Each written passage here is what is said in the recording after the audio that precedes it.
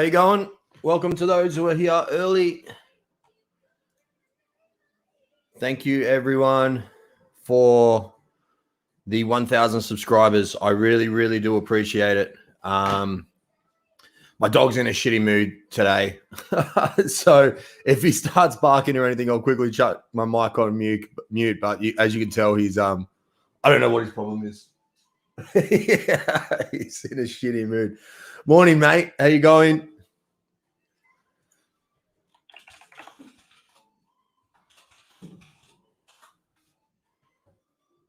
We'll give some people some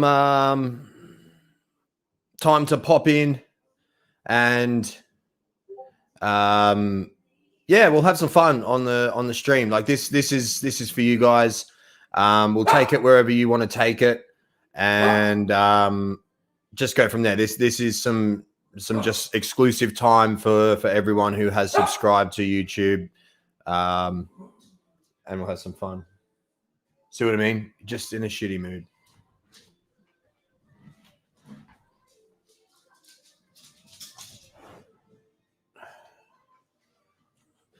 So thanks for popping in.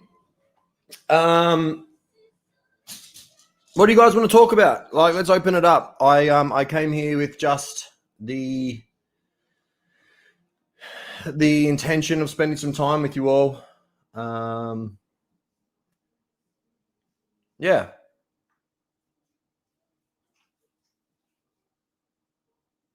Horse elves? What's elves? Oh, evaluations. Oh, I'm also dyslexic.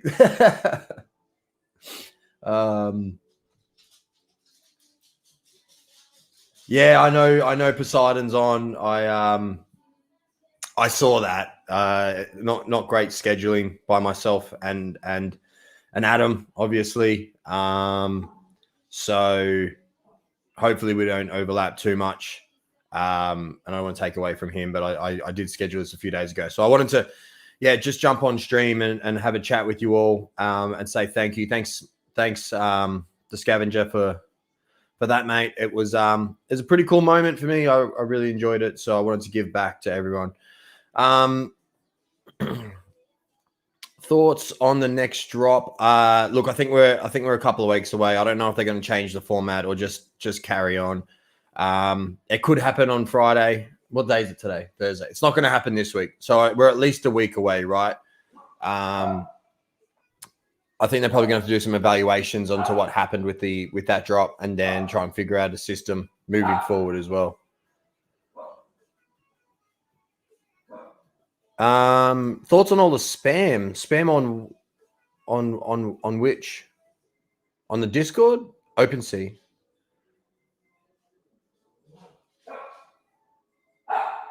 I'm not sure, mate.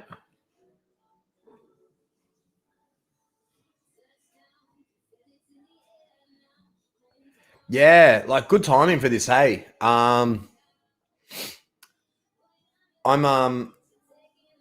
Sorry, mate, Sons, I really want to answer your question with what you mean by everything is shut down. There's so many different things. Are you talking about Discord, OpenSea, Zed? What are you specifically talking about? I know there was a scam that happened, so I don't know if anything has been shut down, but we can talk about that a little bit as well. I don't want to harp on about it, but it's quite important to talk about. So let's look at these Preakness horses, I should say. Sorry. Let me bring up my wee little screen for you all. So for those of you who don't know, Preakness is a pretty big brand in the US for horse racing, and they have dropped these special art pieces that have skins attached to them. And the skins are sort of one of I believe as well. So I've got my eye on a couple of them myself, but essentially this is what they look like. And so that's an NFT art that you get. I'm still a little bit confused on whether you get a Z10 with that horse as well as a skin, or if they're going to be auctioning off Z10s that get a skin as well. There's 15 of these art pieces available now. None of them have met the reserve yet. So I think the reserve would probably be 0.5 to 1 Ethereum. Let's have a look at this one. That's the highest bid. So it still hasn't been met. We'll put a bid on this live and have some fun.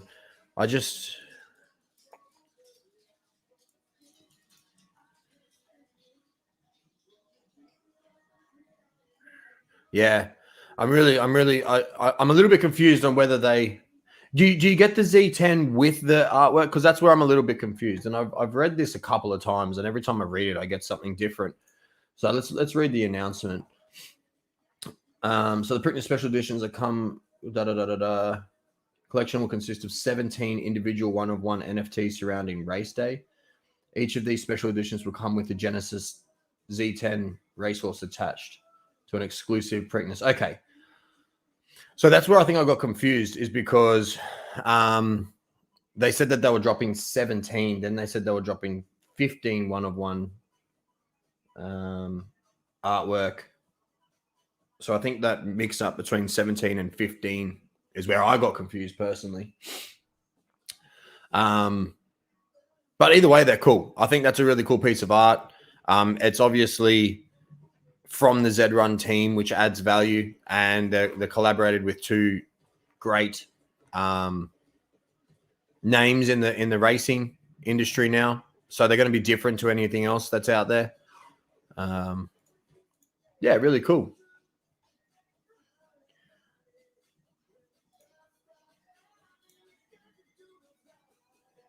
So we'll do some valuation. Well, not valuations. I don't want to do evaluations because I'm so far away from P2P marketplace prices at the moment that part of me just doesn't really know as well, and I don't want to start giving out advice on that if I'm that far away from it. We can have a chat about horses and what to do with them. We can have a talk about breeding. We can have a talk about anything else. Do I think it'll add? I really don't. I do believe that the attributes on all of the horses are completely random. The second you start having the ability to add higher attributes on specific horses in the ecosystem is dangerous from a Zed Run's perspective. So I don't think they will. I think they'll still be random. Yeah.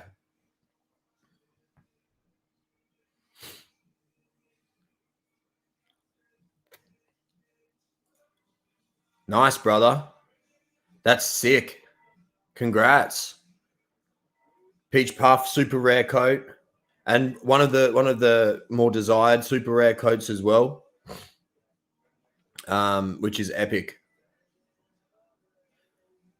I don't follow Elon. I don't on purpose. I don't have any thoughts on it. I'm not sure if you want to hear my thoughts on Elon Musk overall, but yeah, I don't want to talk about Elon. He's not. I'm not his biggest fan. Let's put it that way. Yeah. Let's keep it Zed Run specific if we can, sons.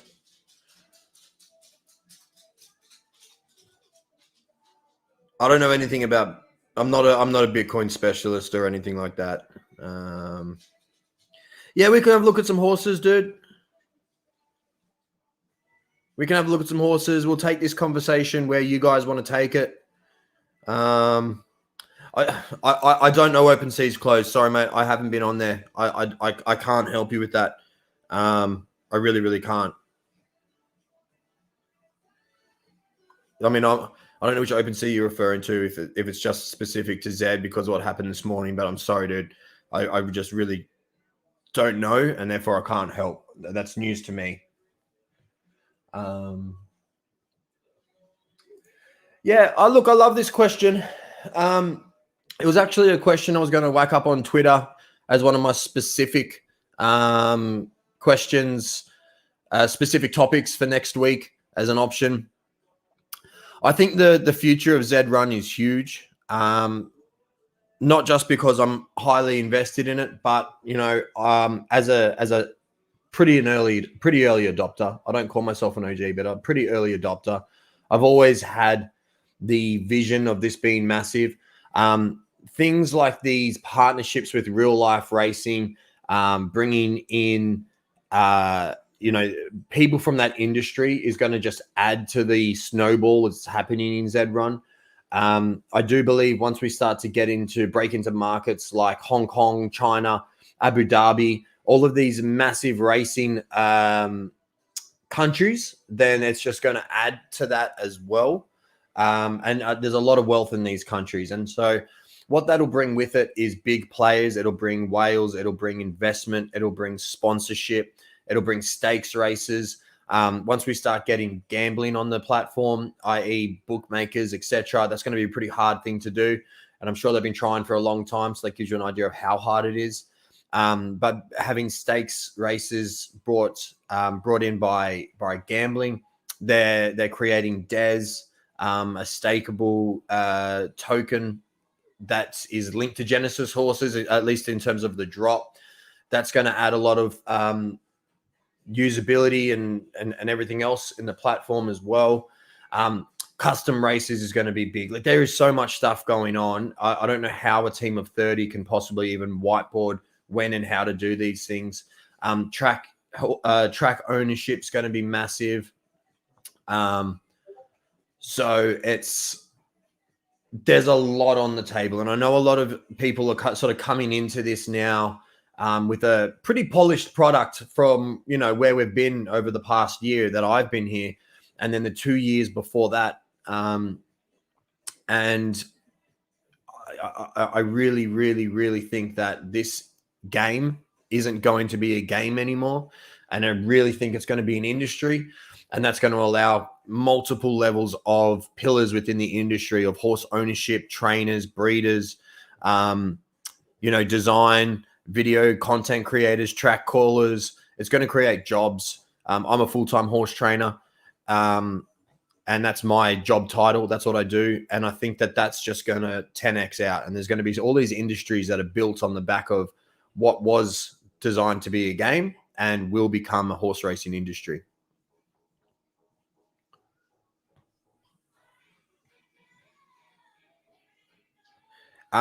Yeah, look, I don't know. I think breeding will happen before. I haven't skipped over your question, Adapt. I'll have a look at your horse. I don't know when breeding is going to open. Obviously, I know they've been hinting and teasing people about it happening soon. So yeah, I'm interested to find out myself. I think it'll happen in the next couple of weeks, personally. And it's going to hopefully not shut down. Hopefully it'll be 24/7 once it's back up. The reason that it's not at the moment is obviously that bug, and they needed to fix the bug. But I think they'll probably be focusing on breeding before opening up the next drop.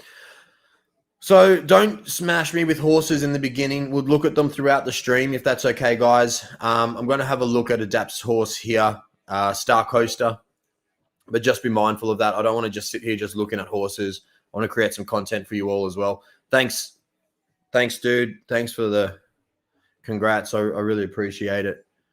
So we're looking at Star Coaster, Z7 Genesis Finny in a class 3 at the moment. 5% win rate, 50% place rate. So a really consistent horse. I call a place rate different to people in the US. That's a showing for people over there. Hasn't got a great ROI, which is interesting. What happens when we just go to paid races? Okay. So you're running it in paid and free races, which is probably...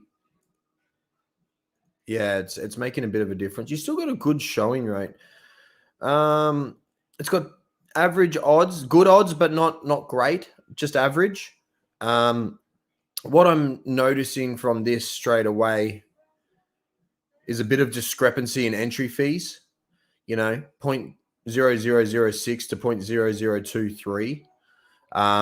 And you're placing, maybe was that a second? Yep, second place there, and then sort of coming fourth here. I think the horse needs some work. I would be focusing on just doing either paid races or just doing either free races moving forward. I think when you start to do both of them, it can start to skew. It can start to sort of stuff around with the horse and how it runs. I would also start to look at just keeping the entry fees together. Maybe like a one variance, maybe just like the 0.0006 and the 0.0012, just doing them for a little bit. You got 14 races over the paid races. So where are you? Where's your odds best? That's pretty average across the board. It needs a bit of work. It needs a bit of work. Follow the odds. Follow the placings and the wins. Just keep at it. This can potentially be a pretty good horse. You're coming second, 1,200, 1,000, 1,000, second, 1,200. So you're just missing that win. That could be potentially just because there's a horse that is stacked in that race that maybe shouldn't be in class 3. No, you're there and thereabouts.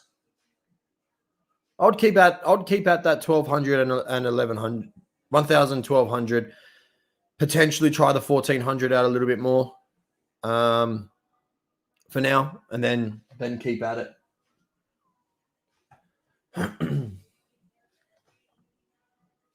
He's in class 2 now as well, so that's going to make it a little bit harder. Try the lowest class 2 races, lowest entry fees, and see what happens from there. Hope that's helped, man.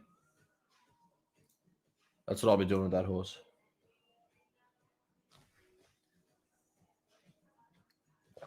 So this is a question that I get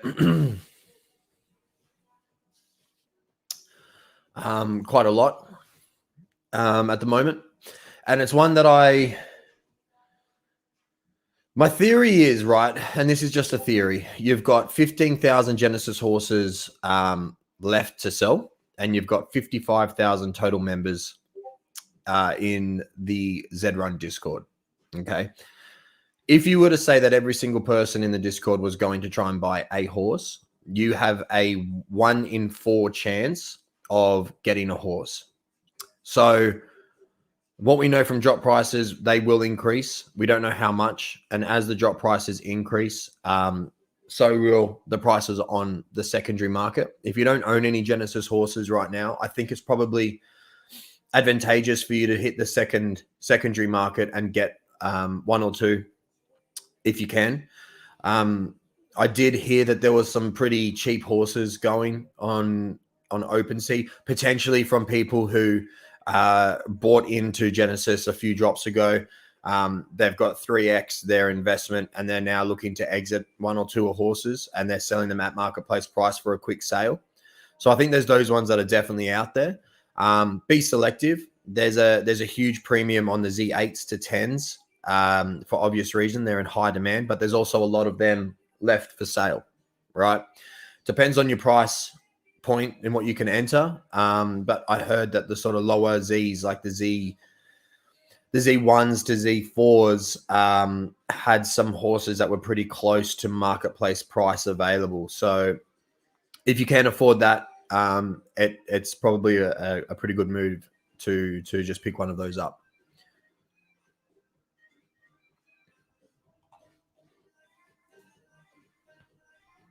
Hope that's helped.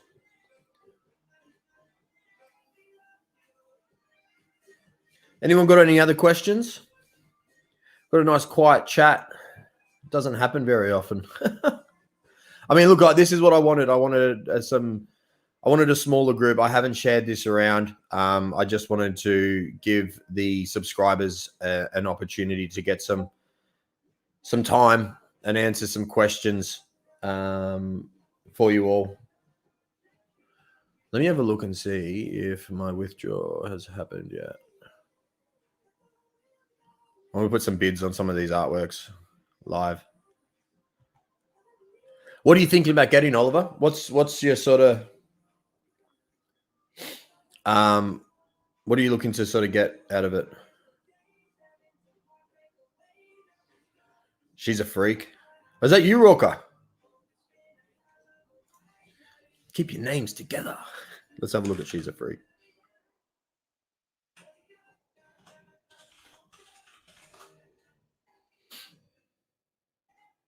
But this is a doofy bred horse. 422 races you've had. Wow. 6% win rate, 26% showing. ROI is not looking great, unfortunately. So I think we probably need to just hone in on some things here. You're running it across the board a lot, I can see. Quite randomly. I would like to sort of hone in on one or two distances on this horse, mate, as opposed to just sort of spraying and praying. Where are you getting your wins? 1,400, 1,200, 1,000, 1,200.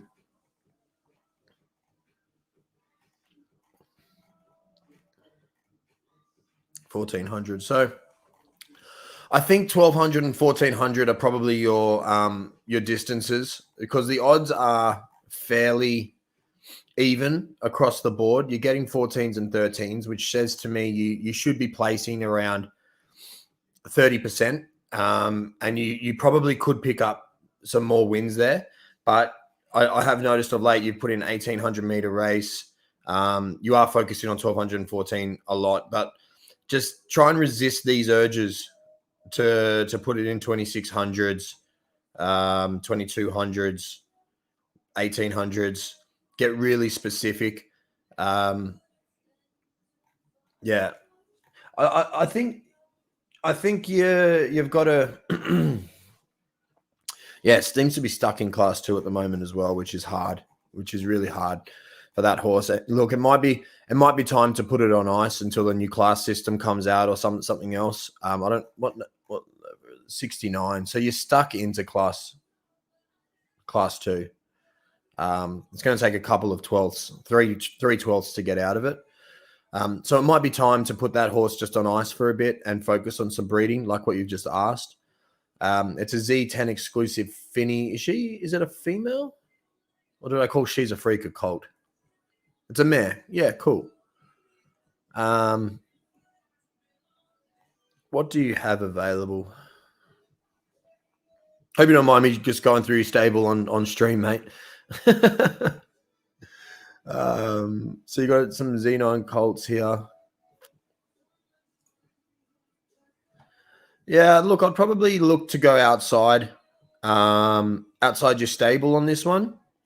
Now, she has been bred with, I think that's Nakamoto blood. Yeah, so you got some Nakamoto blood in there, and obviously some Finny blood as well with the Genesis. So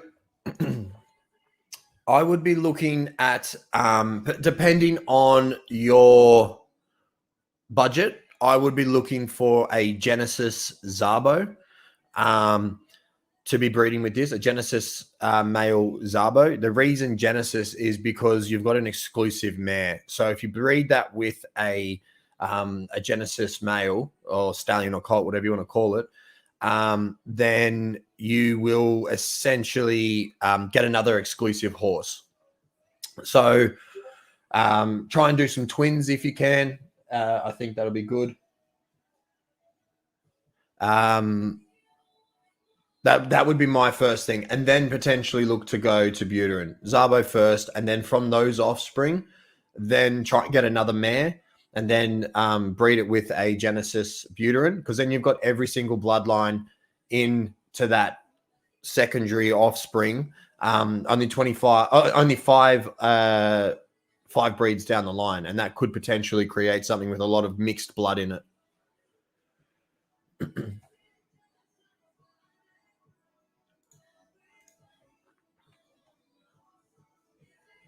Yeah, look, mate, this is a hard question to answer because everyone's got theories on breeding. I did speak about this on a breeding specific stream on Twitch a couple of days ago, and I'll say it again here. I think there's a highlight video that's coming out on it, but my theory on breeding is this, right? That there is a percentage of, I'm just going to remove the question for a second so I got the full. So there's a percentage. Let's pretend that you need to make up 100%. Well, you do need to make up 100% of the offspring's genetics from something, okay? And 50. Let's not assume that 50% comes from the mare and comes from the stallion. Let's assume that straight away there is an uneven and ever-changing amount of genetics that is bred into that offspring.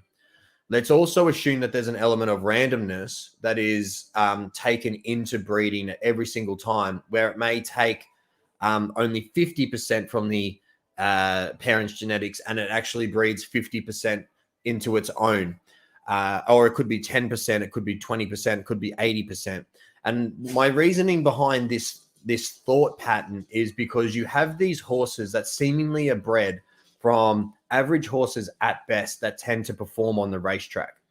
So when you make these assumptions and you look at it for what it is and you go, if the amount of genetics that is taken from the parents is not only moving like this in terms of male and female, but also together moving like this, in terms of how much genetics is coming from the parents and how much is just being randomly rebred, then what's going to start to happen is that you have the chance of essentially breeding a better horse than the parents, or a good horse on the ecosystem that doesn't actually have anything to do with the parents. Now, that does happen in real life.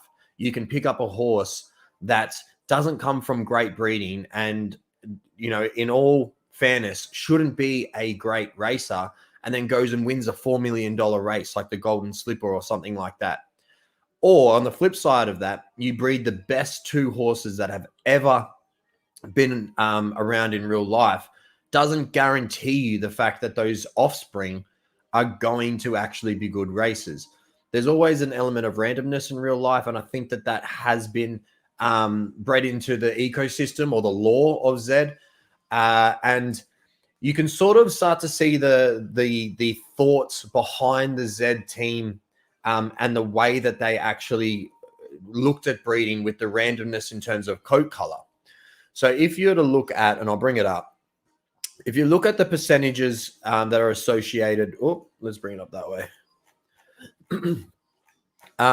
If you look at the percentages and the algorithm that is just determined on sort of picking what color the offspring will be, you can see that there's an element of randomness here.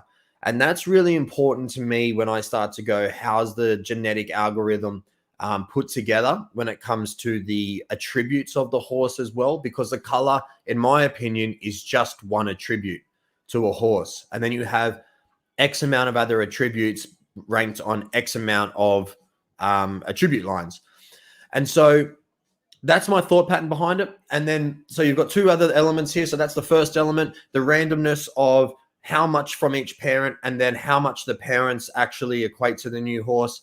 And then you've got the other element of within the parents, how much of the genetic algorithm is based off base attributes, and then how much is actually based off the current snapshot in time of how well that horse actually races. So when you put all those things together, it is a hugely complicated algorithm, which is why it's going to be so hard to try and determine. It's something that I love. I love trying to break the algorithm in terms of breeding and trying to breed these freaks. I will always come back to the one thing: the best chance of giving your horse of creating offsprings is breeding champion horses with champion horses. Otherwise, I do believe personally you are playing the luck game. And when I say luck game, let's just use this as an example. Let's say that you have a 40% chance of getting the genetics out of the dam or the sire, so mum and dad. Or you may have a 1% chance of actually creating a completely new horse on the ecosystem that doesn't take genetics out into account for the offspring. And so that's my thought pattern there.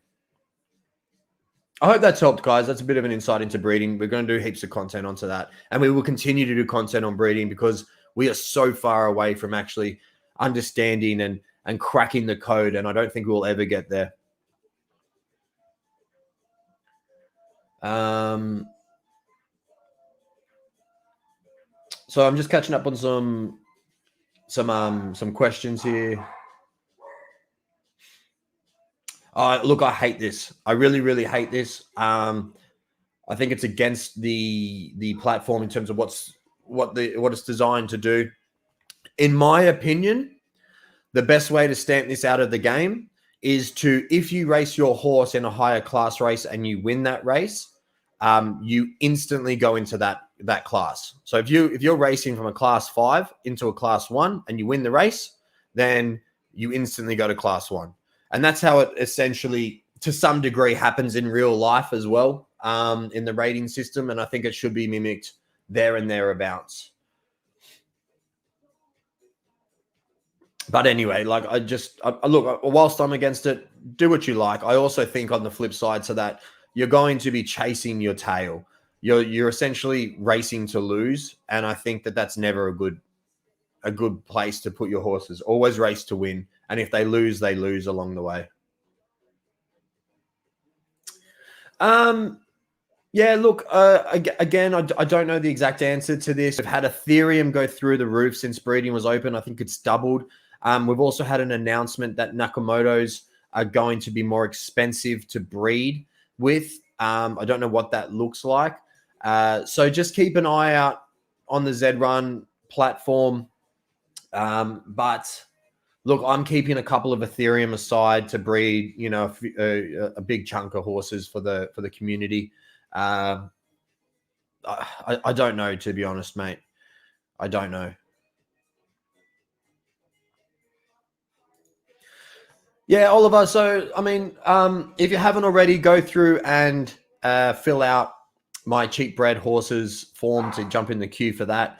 As soon as breeding is open, we'll be breeding, about 500 horses. We've got a huge line at the moment, but we will be doing it straight away and very quickly to get horses in stables.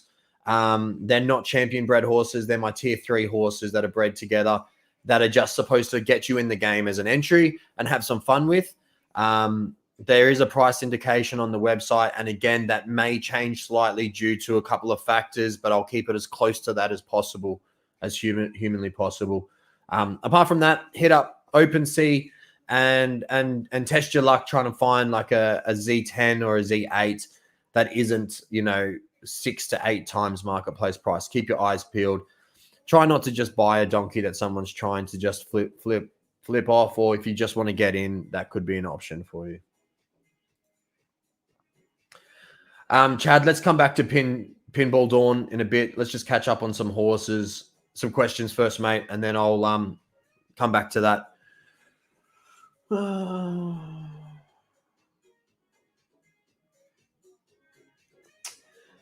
So you snagged a Z5, got a couple of ETH left in the budget. Recommend distributing it.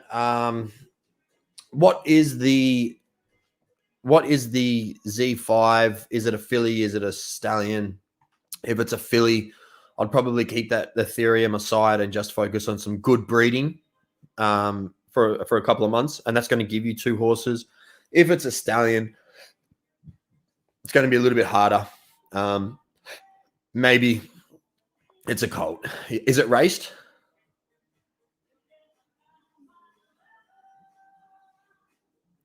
Hey, thanks, William. Thanks, mate. I appreciate that.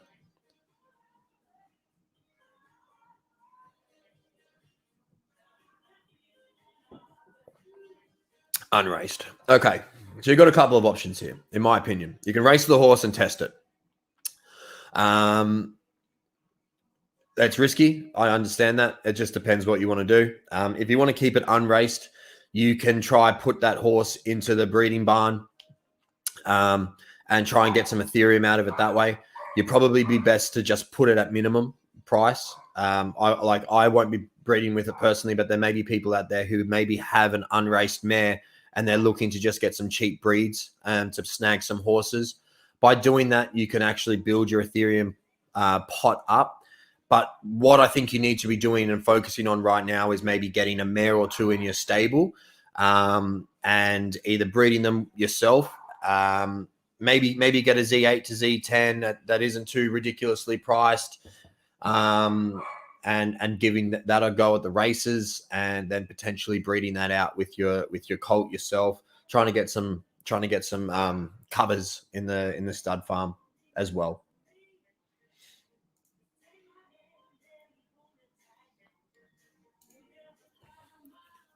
So an unraced unbred Genesis Z10 colt, average Z15 mare that's average with good rates parents. Should I race the colt or wait until breed female? Look, it's a 50-50. Honestly, mate, it's a 50-50 answer.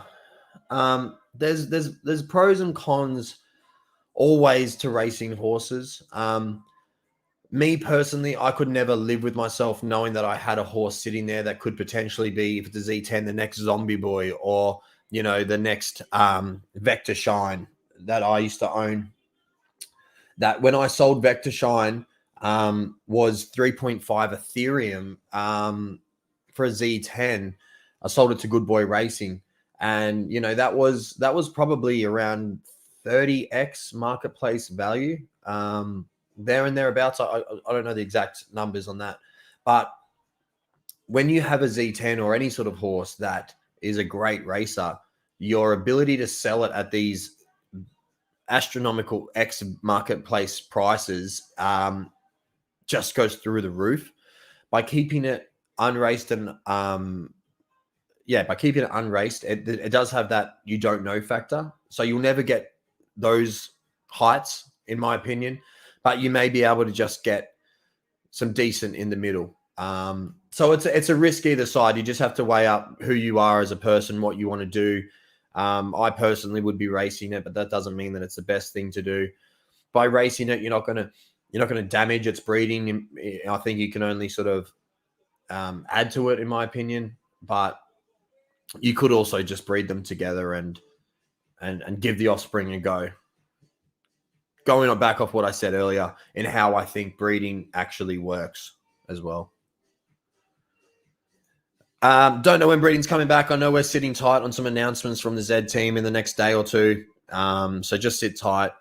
I would say in the next week to 2 weeks, hopefully we have breeding back.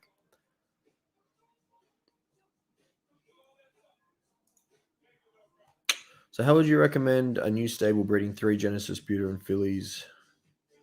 Stick with Buterans, mix other bloodlines, pay for the best male.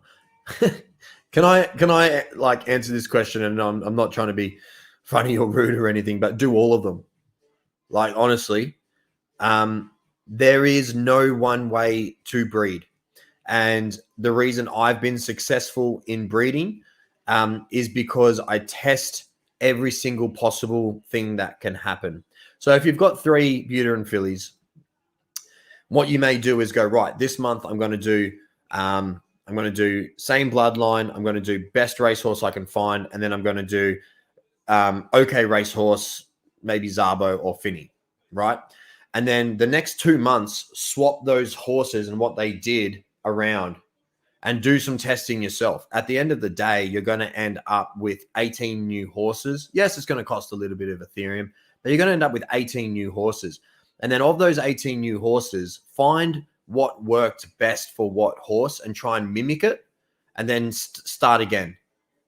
That would be my my advice for the next sort of 3 months. And you could pick up some great races along the way, and if you pick up some great races along the way, win some Ethereum, have some fun, breed those horses out as well, try new things.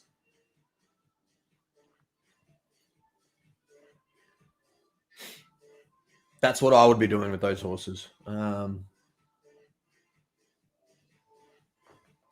don't know the stud prices. Sorry, Andrew. The Nakamoto's will go up in price. I don't know what they are going to go up to. From memory, the top end Z1s were going for like 0.75 Ethereum, which is a lot of money now. That Ethereum's doubled in price. It wasn't that much back then. But we just have to wait for some more information about what. Oh, it's a Z9. Sorry, I read that different. A Z9. I think they were going for like 0.06 Ethereum. And again, I don't know if if the breeding's going to be pegged to Ethereum still, or if it's going to be pegged to the USD or the DAO. And that's going to make a big difference in what the minimum price is. I'll be sticking somewhere close to minimum breed fee if you wanted to get some studs out of it. I'll be 2 seconds, guys.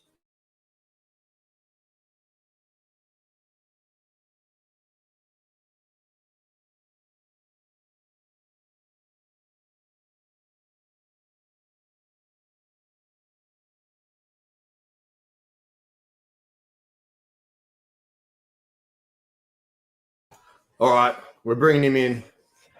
He's in a shitty mood, so we'll bring him in and sit with us. There's a dog barking down the street. Yeah, I'd be sticking to fairly close to minimum breed fee with that. You can maybe then like take some breed yourself if you've got some horses there.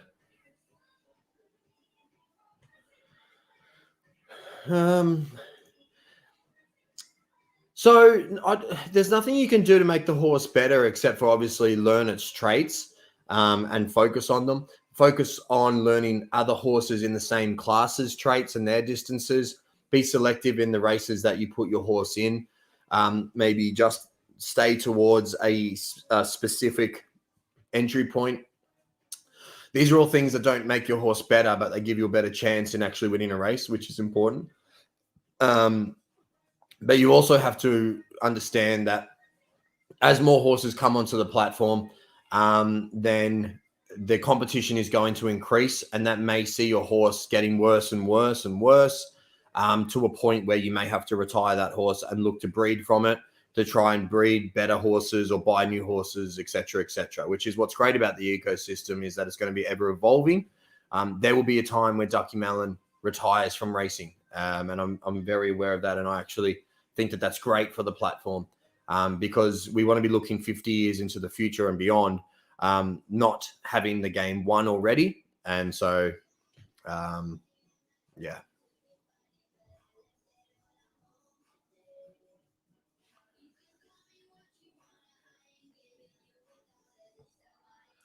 So I'm just trying to read. Would you see a benefit to higher Z numbers if they are the same breed? Went for a Z8 and last something. Yeah. Look, I haven't got enough data into this. I think it's good to have a mix. I also just think that there's an element of randomness, and I think that the lower the Z number, the higher chance you have of getting a great horse or a good horse, but it doesn't guarantee it. And that's just, yeah. Yeah, look, there may be one this month. I don't know when the next one is going to be. It might be 2-3 weeks away. We might have it at the end of the month, but it shouldn't be too far away.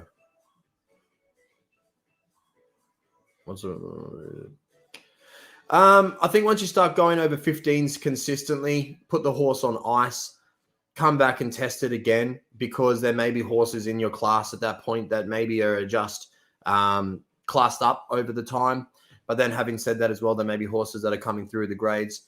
So I think you sort of have to give a horse a few times of being put out to the paddock, if to phrase it, and give it a week and then come back and test it again. If the odds haven't got any better, if you're still not winning races, put it back out, come back, test it in a week, and do that a few times. And if it doesn't do anything in those few weeks, then potentially it's time to just go cut your losses and start to breed new horses, breed out new genes, and go from there.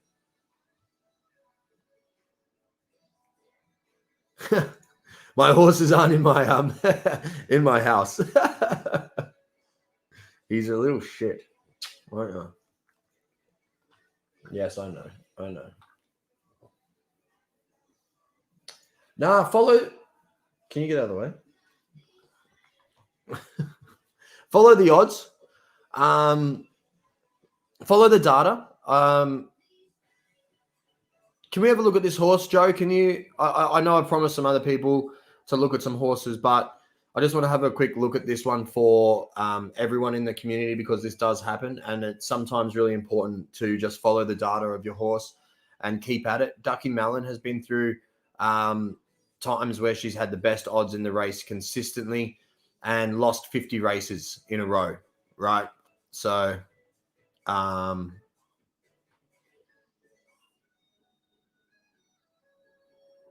not sure if you're still there. Yeah, cool. Granddad Pearl.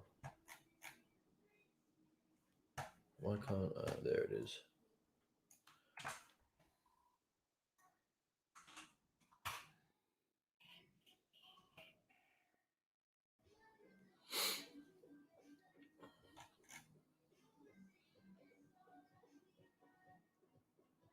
So it's getting good odds across the board, which makes it really, really hard to find its distance.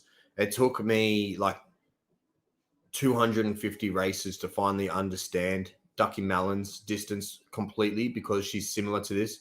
Just gets great odds everywhere. You're down in class 4 at the moment. You know, you're pulling 8 sevens, 1800, 1400, 1400. So the first thing, look, it's hard. You've had 1 win and 5 12ths. Getting 12ths in 1400, 2200, a win at 1800, 2400, 2000, a win at 1400. These are paid. 2 races. Sorry. So you've had a win at 1400 and 1800 meters. Your odds at 14 are great. Your odds at 1800 are okay. It's good to see that you're sort of honing in on that 1400 meters, and it seems that you're coming 12th. You come 12th once at 14. So, I mean, look, I think you're doing the right thing with this horse. I'd continue to trust the fact that it is going to be a good horse, but it just needs time right now to actually understand what its preferred distance is. I think 50 races minimum now is what you need to actually get a really good idea of where your horse is.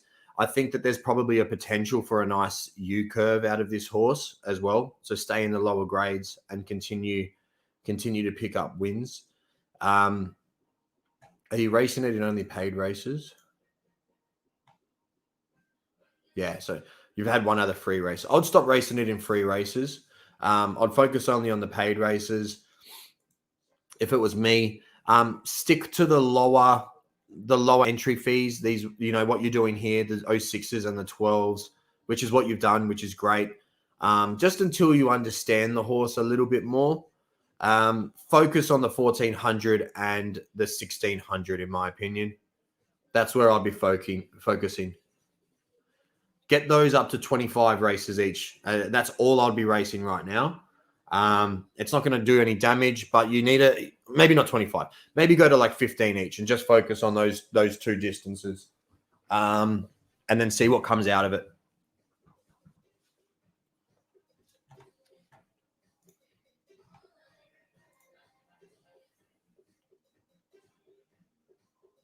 Yeah, so absolutely. I think if your horse is showing really good odds early on, get it in. Get it in. The odds are a hot topic right now. How they're created, what they mean, all of that. There's a lot of different theories. I take it back to simplistic views, and I just look at the odds, and whether or not it's right or wrong, I don't know. But I just go, if I race my horse 1,000 times, how many times should I win? And there's so many other things. One thing that actually I want to sort of bring up about the odds, and I have a theory about this.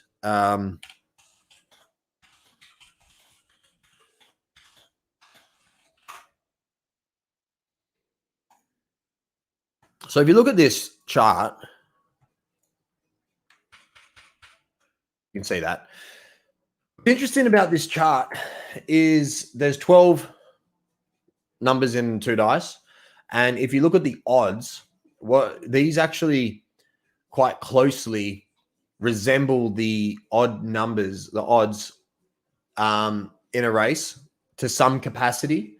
And if you look at the odds out of the race, you know, you have your 45 to 1s, which give you a 2% chance. You have your 6s or 7s that give you a 16% chance, and you have the ones in between.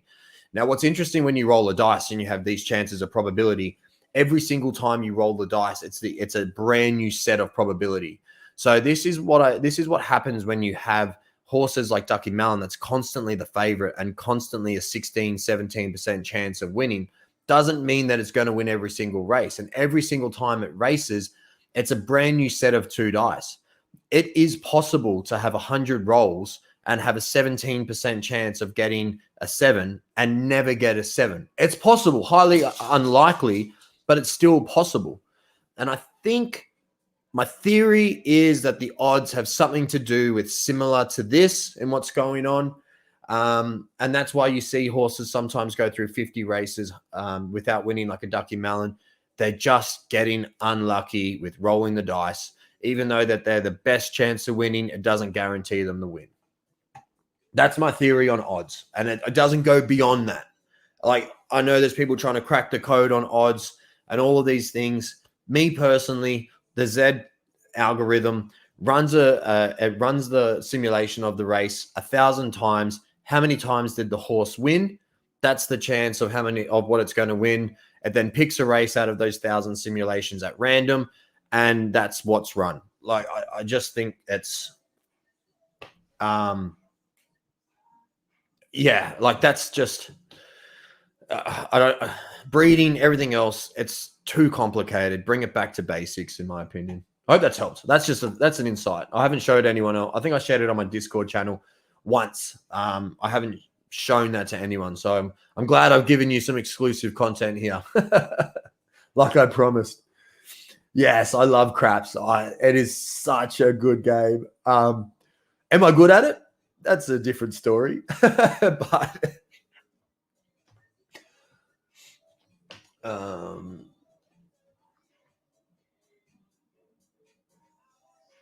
yeah, so that's right. We're just talking about that.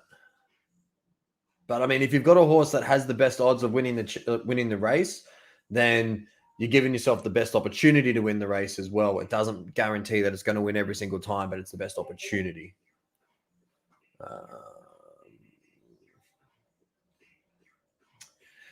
Yeah, look, it's going to be interesting. They're not going to jump into these things. They're going to run a lot of tests, a lot of simulations on their back end platform. It's going to be a long way away. Don't expect anything straight away, but it's definitely going to stir up the game. It's going to make some people happy. It's going to make some people unhappy. It's going to piss off some people, and they'll probably need to get it right over a couple of times. So, yeah, it'll happen, but it won't happen quickly, and it will happen quite smart. There's talks about glue factory and gluing your horses and getting rewards for gluing horses. Will the name become available? I don't know. These are all theories and thoughts that are out in the ecosystem right now about what to do with horses that aren't performing. Will they ever be an option to glue a Genesis horse? I doubt it, personally. I think they're too integral to the game and have these attributes that we don't even know about yet. Hey, Corey, how are you, champion? I'm just catching up with some questions. Sorry, guys. Sorry if you write a question and then I take a little bit to get back to it. I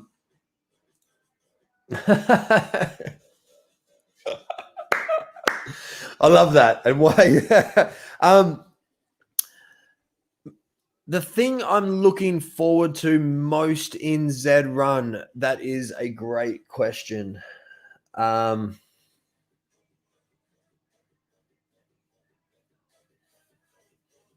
Stakes races. I want to have a good think about that. Stakes races from the community, people like myself, sponsorship, partnerships, betting agencies. I think they're going to change the game above and beyond anything else.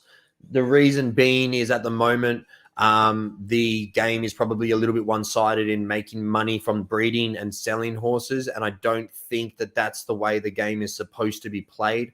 I think you should be making the most money out of racing horses and then making money off the breeding of those horses.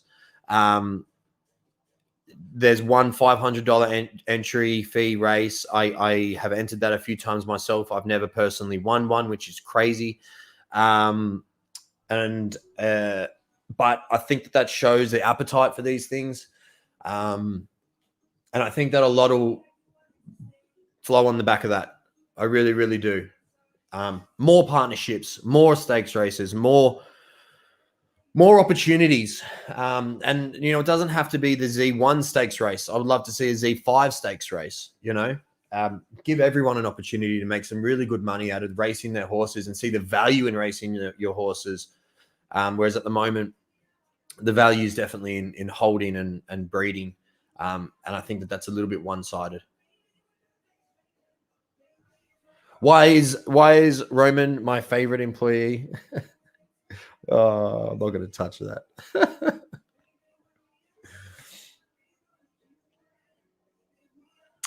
I don't know the exact answer to this question.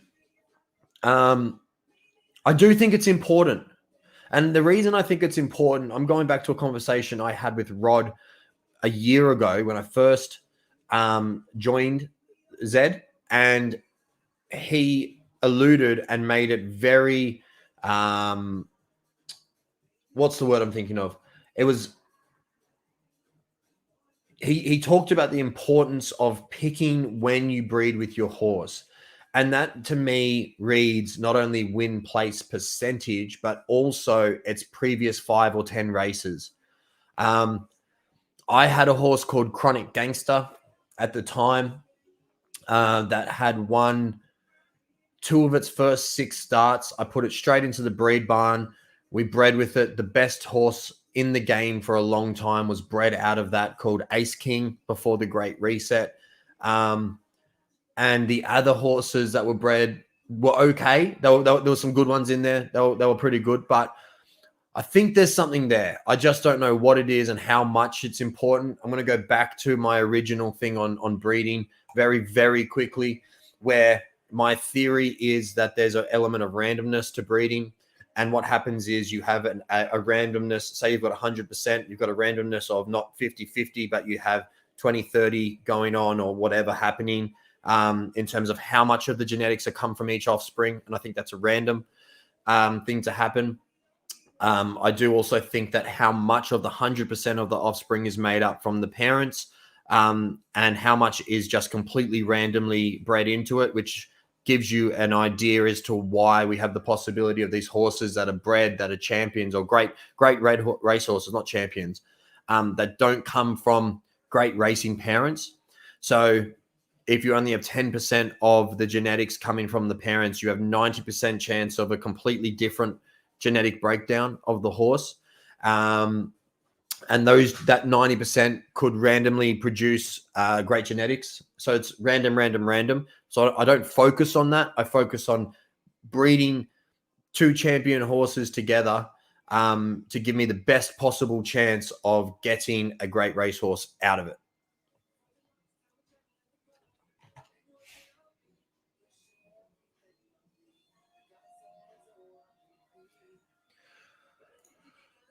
This is coming back to the question about odds. So would you say a place percent in a certain distance is more important than odds when figuring out your distance of your horse? Yes, to a degree. Once you get your head over the odds,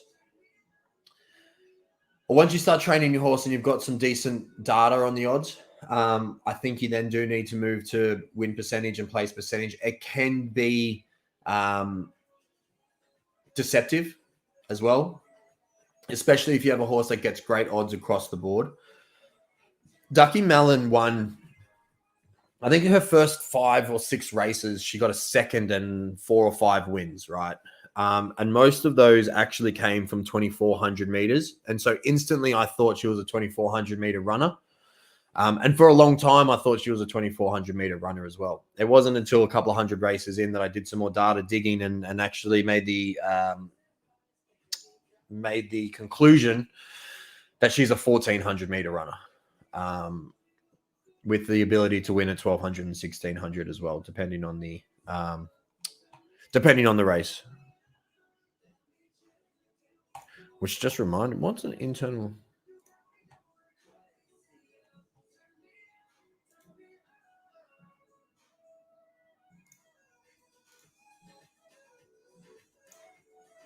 Which just reminded me, there's a 1,400 meter class 1 $500 entry pool. I'm keeping my eyes on who's entering that race, so I just wanted to keep an eye on it. What's up, UFO Nut? How are you, champion?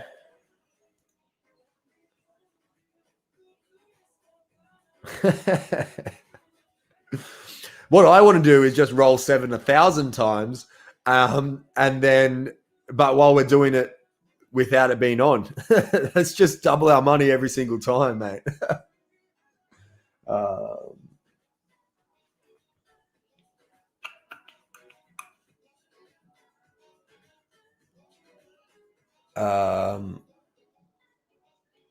Kevin, I've asked a few people to just keep let's give it another 15 to 20 minutes, and then we'll look at some horses for everyone. Let's just get some generic sort of questions, Q&As going right now, if that's okay, mate. And we'll just talk about some sort of big picture stuff, and then we'll get in and have a look at some horses, no problem.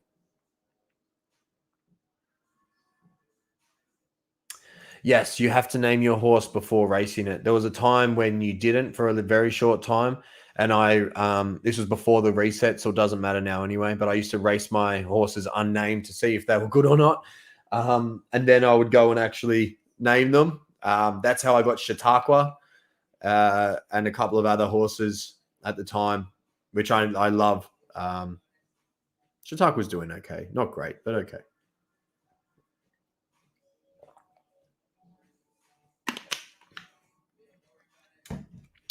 Moo, look, mate, I'm look, I'm not going to judge someone on trying to drop classes. Okay.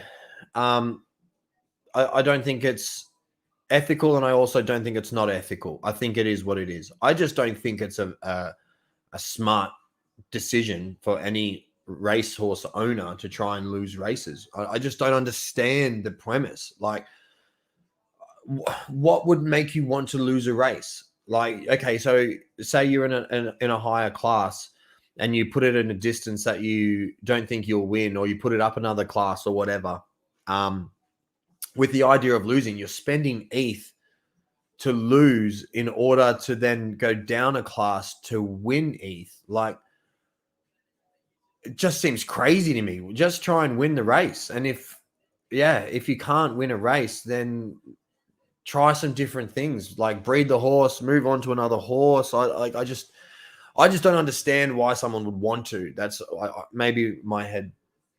I just don't see the maths. It doesn't add up for me. Yes, absolutely. We'll be doing some cool tournaments. For those who weren't there, I did a live auction on Twitch, and I will be doing more live auctions on Twitch. This is going to be a place where buyers and sellers come for premium horses. There's going to be what I foresee is that sellers will get a more premium price than trying to hit the market. For buyers, it's an opportunity for them to come in and buy a premium horse that they don't have an opportunity to buy anywhere else. But also, there's a fee for a seller, and then a percentage of that fee, I'm thinking it'll be somewhere about 50%, will actually go back into stakes races, where if you purchase that horse in a live auction, it will race other horses in a live auction in a mini tournament. at different distances, and the winner of that tournament and second and third will win Ethereum back without any entry fees. And I think that's going to be groundbreaking. I think it's going to be something that's huge. I'm still working on this. We had some teething issues on my first live auction about ghost bids and all of that sort of stuff. I'll probably do another horse of my own before opening it up to the public. But I think that it's going to be a really cool platform. And I'd love to get your thoughts on that as well.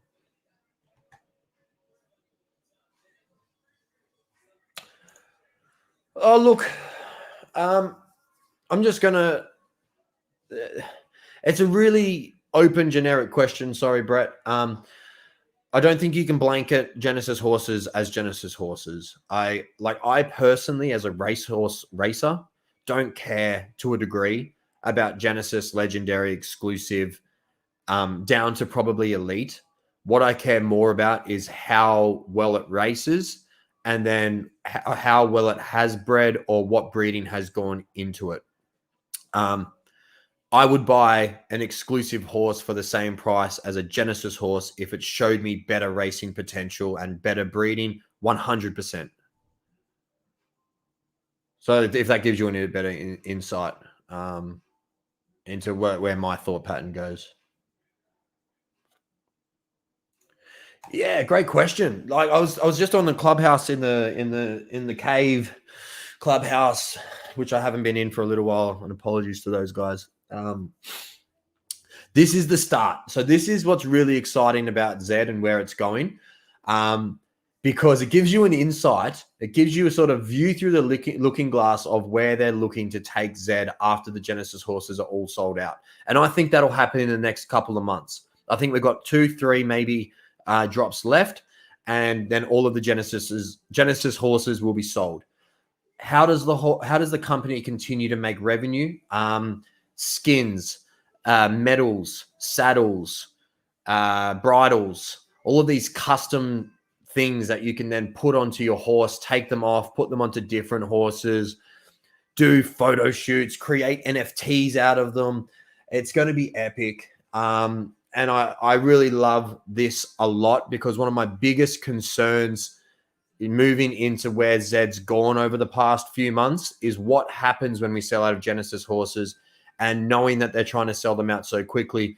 What does Zed look like in 6 months' time? How do we keep people buying things directly from Zed, which is really, really important for the evolution of the game.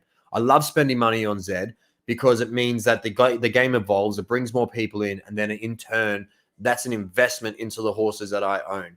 So I love this. I'd get rid of the jockeys. Unless you've got a jockey that the NFT that I bought, I'm not interested. Look, if there's jockeys in there, there's jockeys in there. I love the idea that there's not jockeys personally.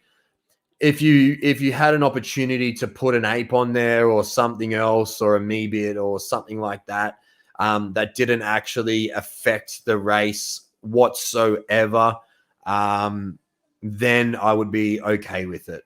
But I don't want any performance variations into the race, because then it becomes a pay to play scenario, and I'm not really a fan of that.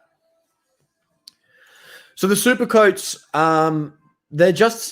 there's not a lot of significance right now, which is why there's not a lot of them. I have been actually focused on breeding them for a while. I think I've bred maybe 5 or 6 over my time, super coats, and they will have some sort of aesthetic in the future, I believe, from Chris Ebbs. They may be glitter. They may do something. There may be super coat only races. There may be something attached to them in terms of DES. I don't know. I think they're a cool unlockable within the game, but there's no real significance right now. Hope that's, yeah. Customizable stables. Yeah, recently. So that's what I was talking about. Ducky Mellon. That's my jockey. That's a cool piece of NFT art that I created to bridge the metaverse to real life. And I think that that's just the start. I'm in chats with the artist who's featured in the art about creating a project around that, and I think that will be pretty cool. Yeah. So when do you decide it's time to sell a horse that's not great but not terrible? Are you okay breeding horses with about? So I don't sell these horses, and it's a little bit hard for me to actually answer this question because I don't. These are my horses that I actually breed my cheap bred horses with. And so I use that to get horses back into the ecosystem. Yes, I do make a little bit of profit on these horses as well. I have to. This is now my full-time job and my wife's future full-time job as well. So we do need to cover the two incomes essentially over a year. But if I was someone else, give it a go breeding first. Like, I don't know. Like, this is the thing, right? You could luck out. You could get some good horses out of it. It's a really scenario-based situation where do you need Ethereum? Do you need money? Do you need to find different horses? What are you planning on doing with that money? Are you looking to reinvest it back in? Sell a horse, put some more in, reinvest it, and get a better horse? It just depends what you're looking to do out of it, to be completely honest. There's no one answer as to when you decide to do it. When I decide to sell horses, it's normally when I'm a little bit overcapitalized and I need, or if I want to diversify into another project, or like I said, this is my full-time job. So if I need to live, if I need to do something, so this is, yeah, it's just a different scenario.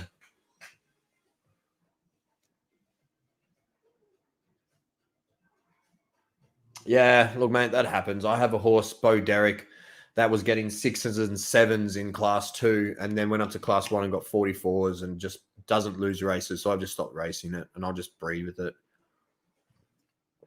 The class system will get built out. There'll be levels within classes. There'll be more classes.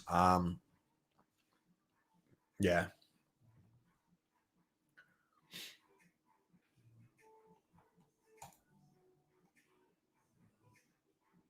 So it's not.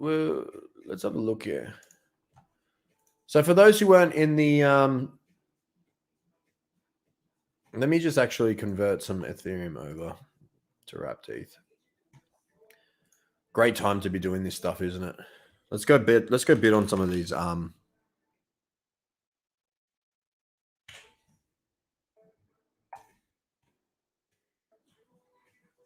Rapteeth. For those who missed it, there was an announcement that there's a partnership with Preakness, and they're selling some NFT art.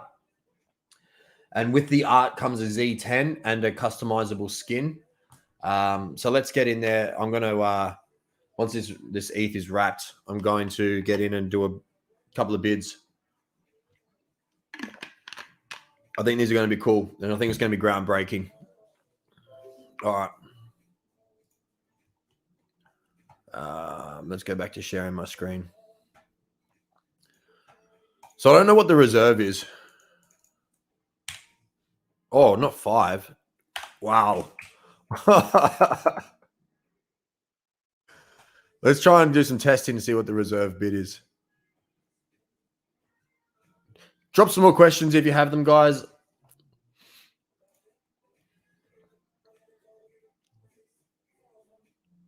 Oof, reserve price not met. Still.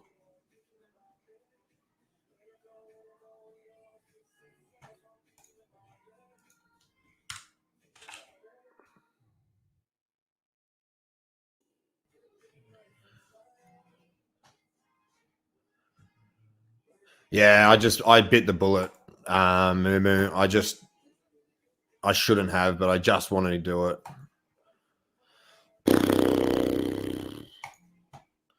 Looks like we're just spending that whole Ethereum that I just took out on this one. If this doesn't make the reserve, I'm going to be like, ah, shit.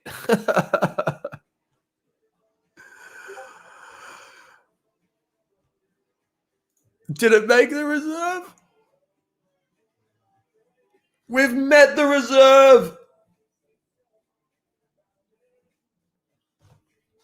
No one bid on this one.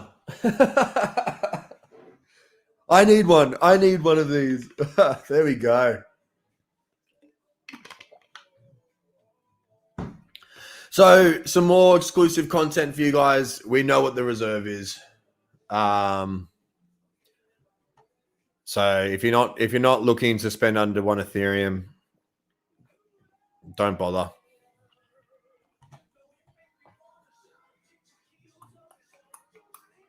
Gas was to take out of wrapped ETH, I think is what you're talking about. It was a couple of $100, man. Yeah, silly, but I just wanted to do this on stream. And I don't know if it's going to reduce in 4 days or whether it's just going to keep going crazy.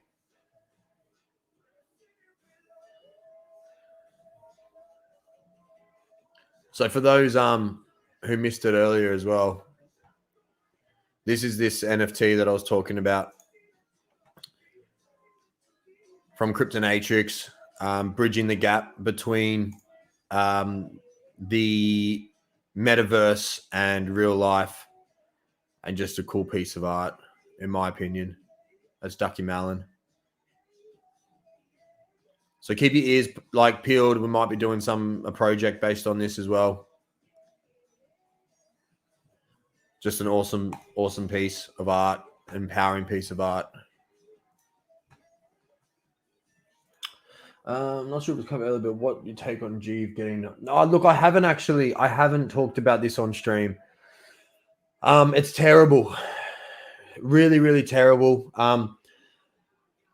Please keep an eye out. I've deleted Discord from my iPhone, from my understanding, and please do not come back to me. Like, I'm not the person who's found this stuff. I'm just trying to share information to help anyone. I'm not this tech savvy. I'm just getting information from other people and sharing it. It was a hack, essentially specific to iPhone, put through what's it called?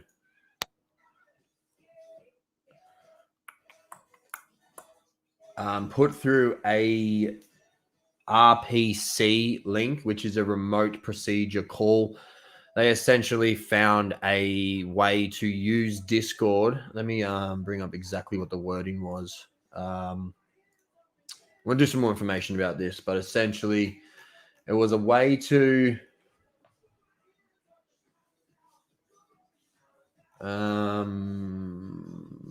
so it looks like they abused some unhardened, insecure part of the official Discord API, which then gave the user full control and higher permission than the actual user on the iPhone. So it was a full iPhone hack. From my understanding, they actually went in and made Jeeves watch them take the horses out, which is just ridiculous. And it's specific to iOS. I've deleted Discord just for security measures. In my Discord channel, I've sort of put some things in there, but you need to take some safety measures. I'm not clicking links at the moment. I'm being really, really careful with how I do things. And it was a bit of a wake-up call for me, to be completely honest. I had been joining people's Discord servers a little bit more freely than I should have been, trying to help people out. And I could have been, it was a bit of a wake-up call. But everyone just be really careful out there. Look after each other.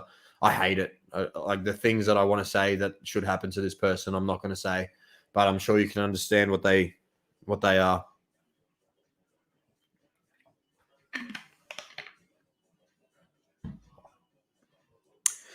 Let's drop some horses, guys.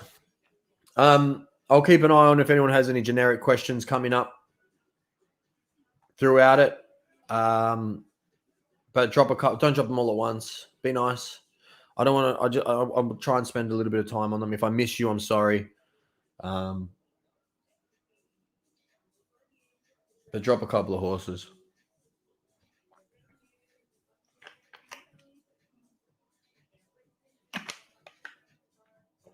I'm glad you got in there, Kevin. You've been waiting patiently. Thank you, mate.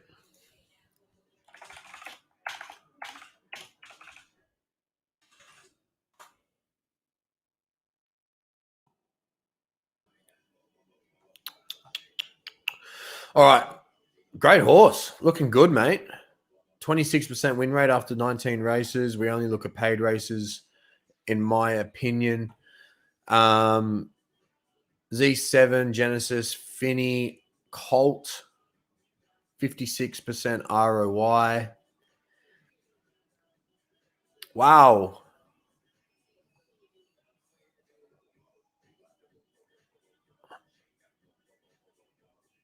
Have I looked at this horse before? Maybe not. Maybe I've looked at it myself.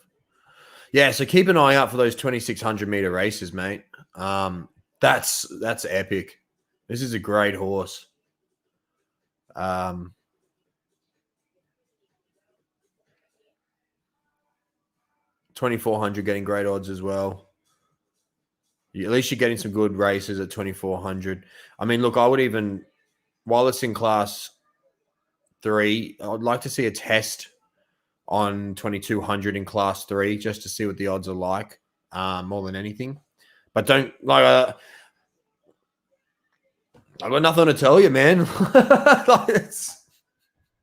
You're a great horse. You're doing the right thing. You've done it perfectly. Yeah. Keep at it is my advice. Breed it out with something of its same stature. Yeah, I don't know what advice I can give you. Just keep going.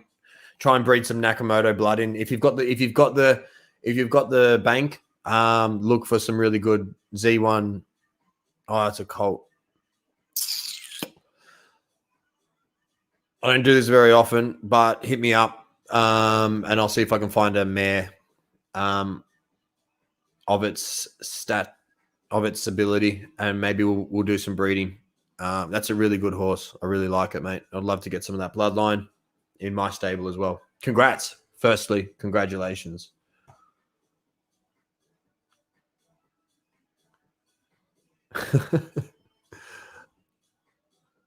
Don't touch them.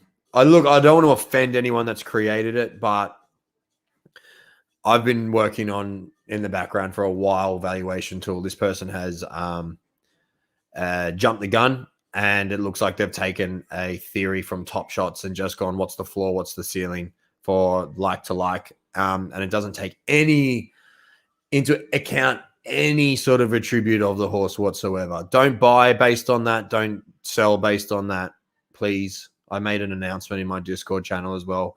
I don't mean to offend anyone, and if the owner does want to reach out to me, I'm more than happy to have a chat to that person. But please, about what to do, like not to have a chat, but like have a chat how I can help make their valuation tool better and things to do. But please just be mindful of that.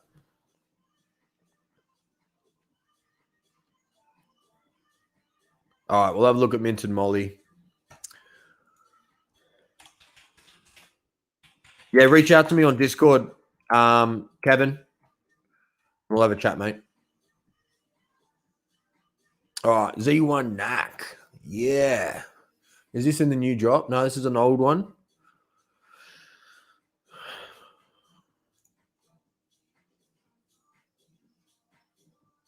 This looks like a consistent horse to me, without looking at the odds.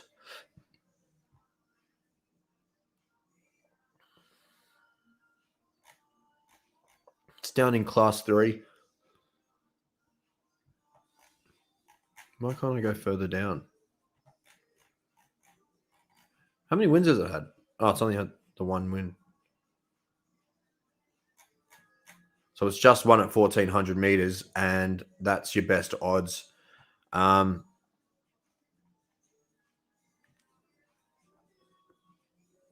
They seem to be in lower entry fee points compared to the others. So when I look at these odds, guys, you bought him last night for 8.5. Okay. And did you buy him at this point? If I can talk while we have a look at this. Oh, no, May 12th. What are we? 2 wins now. I would just be mindful to keep an eye on, like I would be sticking 14, 16, 1800 meters at the moment to have a look. I would also test it at 2000 just in case. But then just be mindful of when you jump the entry fee. So if you look here at the entry fees, right? So your entry fee is 0.0006 versus an entry fee of 0.0059. And to see a large discrepancy of 589 to 14s, that to me shows, and with only a 200 meter distance, that to me shows that there's quite a large gap in the competition between those two entry fee positions. And that's happening a lot to me with Atari and other things. So look, it is looking like a really good horse. Be mindful of continuing to race it and how you race it and like what your best opportunity is. Give it a test at 0.0012, that entry level, over these 1400 and 1600 where you're pulling these great odds. And then just see the odds discrepancy, and then maybe bump it up one more, see the odds discrepancy. Being mindful of the fact if you keep winning, you will jump up to class 2, and then you're in a whole different ball game. So when you want to do that, how you want to do it is the key. But those are the things that I'll be focusing on. 1400, 1600, give it a test at 1800, see what's going on. Look at the comparison between the smaller entry fees, the medium entry fees, and the larger entry fees in competition right now.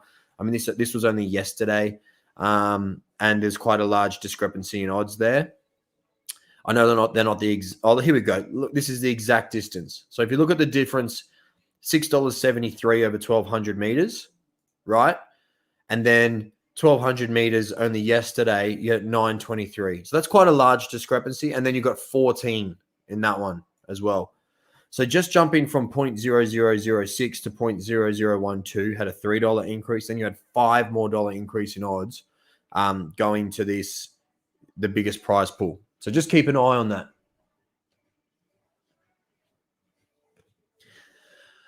I don't know how long breeding's going to be. I don't know, and I obviously don't know what the win percentage is. If you've got patience, it's definitely a good opportunity to take a break, put it on ice, breed with it, continue racing it. I love doing tests like this where you get a great breed out of a great snapshot of time, and then you continue racing it, and then you breed it if you can with the same stallion. Same mare. And have a look at the difference. And that could give you an insight into what's happening in the breeding algorithm. And that's how you sort of test and learn and look for what to do, replicate, all that sort of stuff. So revival. So let's not drop any more horses. If that's okay. We've got half an hour left. So let's get through these horses first. And then if there's more time, I'll open it up to a couple more. 15% win rate, 72 races, of which 59 are paid.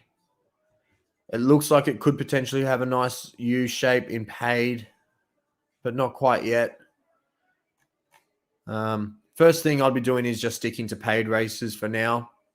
I had a theory, and I still do have a theory, that a horse will find its easiest race to win in some degree. I don't know how or why, what that means, but when I was running my horses in paid and free races, a horse called Bit Lip, I would run it in like 10 paid races, put it in a free race, and it would win the free race, and it wouldn't win any of the paid races.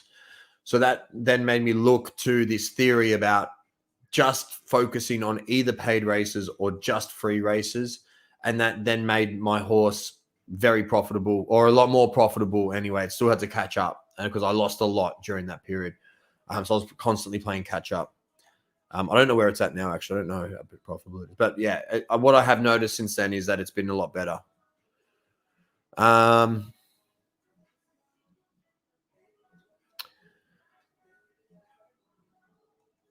So where's it winning? I mean, obviously you're racing it a lot more at 1600. I would like to see a couple more tests at 1800. There's not enough data out of one race, in my opinion. I think that needs to get to 3 to 5, and it's close enough to 1600 that I would be happy to test 5 races at 1800 at different sort of entry points and at different times, trying to race different competition to get a good idea. I think 1600, if you're following the odds, is there and there where it's about. I mean, you could look at 1400. This is sort of the point when it's like you got 4 odds that are quite similar together that you could go. Its distance could be any one of these.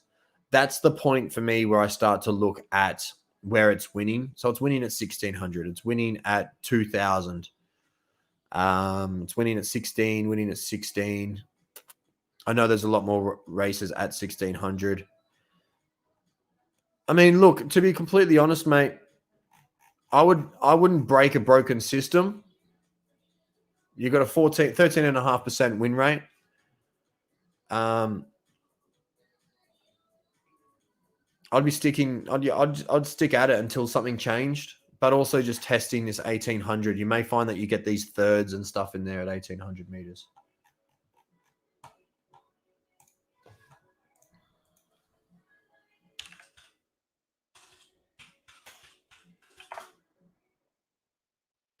Yes, great color. I love electric violet. Love electric violet. 13 races, 8%, 30%. So it's had a few free races. Quite consistently, just one of each, and then a few at tenths. 93% ROI. That's big for that, which is good. That's cool. So you must have won a big pot somewhere.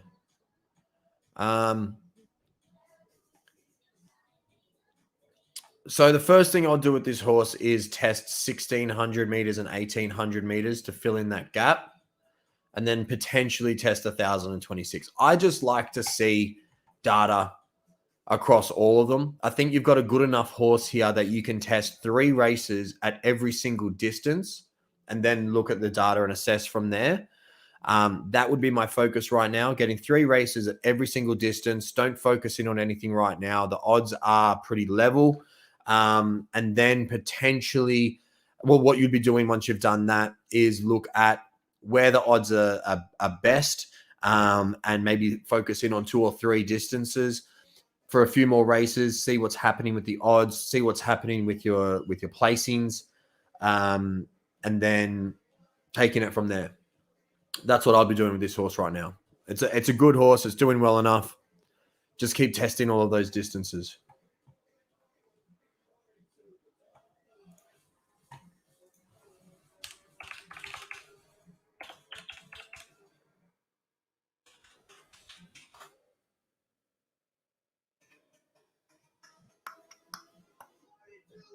Why isn't this working?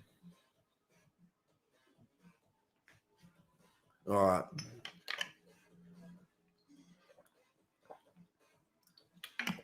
It's a weird name. Forever Ungrateful. 51 races, 1% win rate. I'm going to go straight away without looking at it. Stop racing this horse. Look, it could potentially be working in specific races, but it just doesn't seem to be performing. And we don't know if there's something like an underperformer gene or an overperformer gene or all these other things. It's a frustrating horse looking at it. It should be doing a lot better than what it is, having 1%, 2% win rate. That's just not fair on the horse. I think it's better than that. What I want to do is have a look at the breeding. It's an exclusive mare.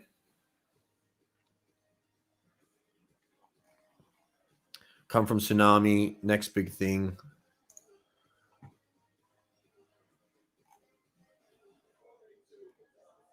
So it's a brother to Crimson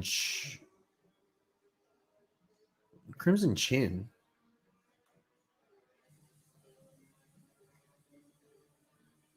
That's not the Crimson Chin. Ah, that's confused me. It's probably got a space or something after it. So Tsunami. It makes it really hard to look at horses when that happens. Tsunami's a Genesis. Yeah. So it's an okay Genesis. And then is this a Genesis as well? No. So next big thing is a Z5 exclusive mare from some decent horses.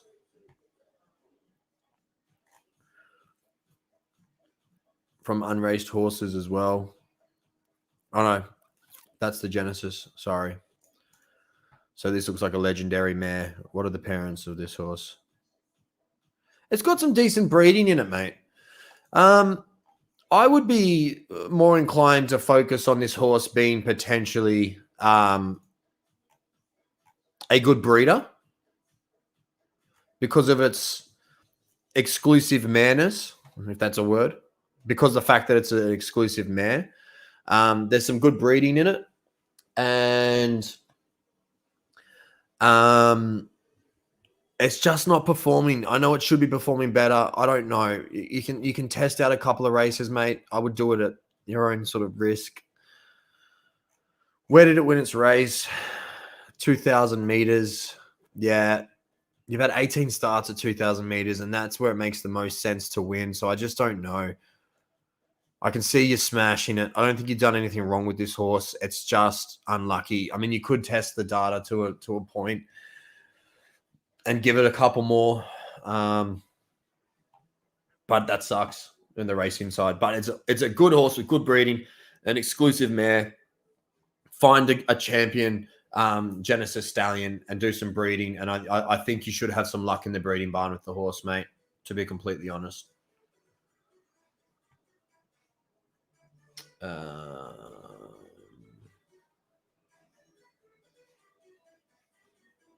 Oh, sorry, but I'm not doing any prices. I'm just too far out of it, and I don't want to put any. I don't want to put my name to any price predictions. I've just completely stepped away from it. Sorry, mate. Ooh, desired U curve. I don't know why it's so desired. I mean, I know why, but I prefer just up the winners. 330 races, mostly paid, good showing, decent win rate.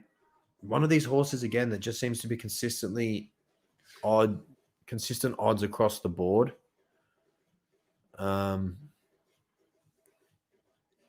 You've raced at every distance except 1,000 meters, 132 races at 2,000.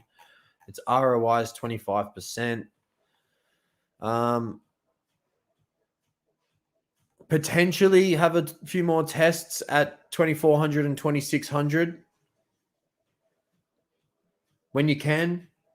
But apart from that, just keep doing what you're doing. I mean, I wouldn't focus.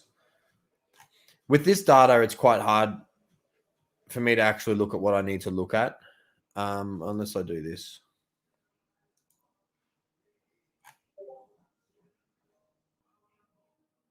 Yeah. So, I mean, keep going at the 2,000, 2,200. Just keep going, mate. There's not much I can help you with this one. Like, you're doing the right thing. Like, just focus on 2,000. Look at your 40% ROI at 2,000 meters. You've got a 32% ROI on 2,200 meters. I would be testing 24 and potentially 26 a little bit. Let's have a look at them specifically. Hasn't had a win at 2,400, so maybe it's just got good odds. Maybe there's enough there to say no. 2,600, maybe potentially. So 2,000, 2,200, and then test some 2,600s when they finally come up.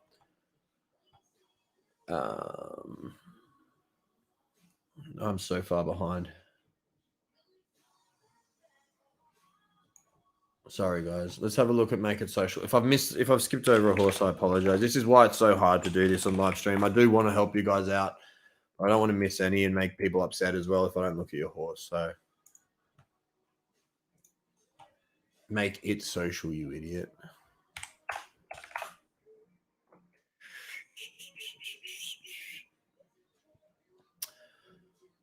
Um, 13 races, all paid. 33% showing, hasn't won yet. Odds seem to be a little bit all over the place. Entry fees stay consistent. Straight away, I'm going obviously to this 2,400 meter race. I know there's not a lot of them. I want to see some more of that. You have to be really patient with your horses, and I think that you are being that. You've been training it well. I'd like to test this more. I'd like to test this more, and then I'd like to see a 2,600 meter race here. Build those three up to 3 races each, and then let's assess what's happening there. If it's good, keep at it. If it's bad, you have a 2,000 meter to test again a couple of times, and then if that's not going to plan, test the 1,200 again. But that's the steps that I would be taking for this horse. Keep to the same entry fees. Keep to these low entry fees. Keep doing what you're doing, mate.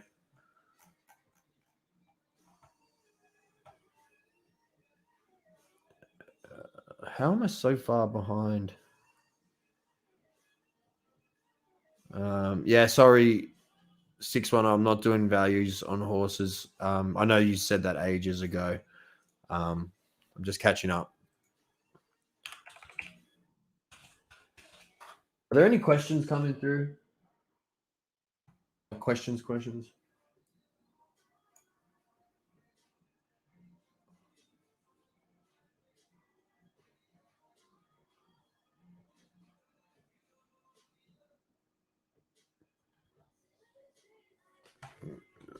Did I spell that right? Explicitly. All right, the Z9 Genesis, 72 races, 23.7, and mostly paid races.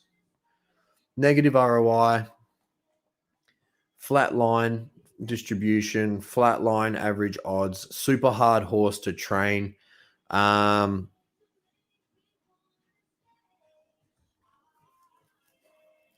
Yeah, this is a hard one, mate. It really, really is.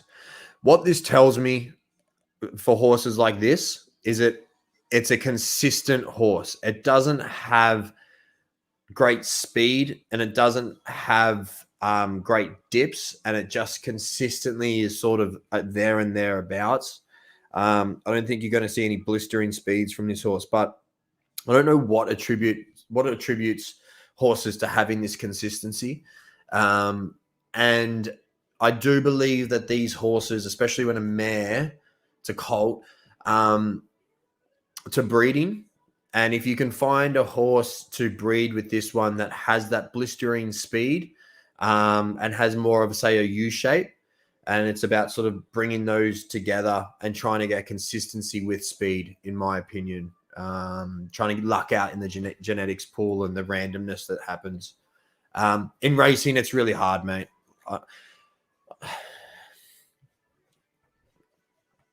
Test the 1,600 out a couple more times. Just two races isn't enough in comparison to the other ones. Potentially check out the 1,200 a couple of times as well. It just doesn't seem to be working at the other ones. And when you have a horse that has average odds like this across the board, well, good odds, but I mean like they're averaged out, it's really hard to find their preferred distance. So I would say stop racing here, stop racing here, start racing here and here a lot and here, and then build them all up to 10 together, then build them all up to 15 together, build them all up to 20 together, if that's what you wanted to do, and keep racing the horse.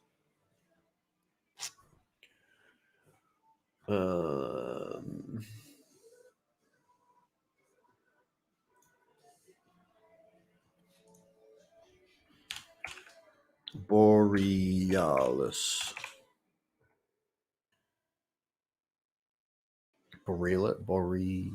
Is that Borealis? Like Aurora Borealis? Yeah. 36 races, 11% win rate, 30% showing. Most of them paid races, first and second, which is good. A lot of them. Well, you're saying that the odds looking average? 12s, 10s, 11s. They are blowing out a little bit, but they've been there and thereabouts in the same entry fees. That could be competition that's doing that to it with the new horses coming in. They could be working through the grades. 12s aren't bad. I think your horse is performing quite well for the odds. Quite on point. Where are its wins? 2,000, 2,400, 2,400. Which are your two best odds?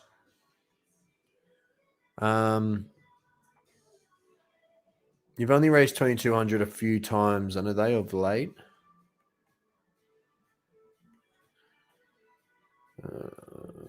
Yesterday. When you got a second, a seventh, a sixth, day before. Good odds though. This is going to be pretty similar to the other horse, but a little bit different. I would probably focus top end here. Give the 2,600 a test when you can, when it finally pops.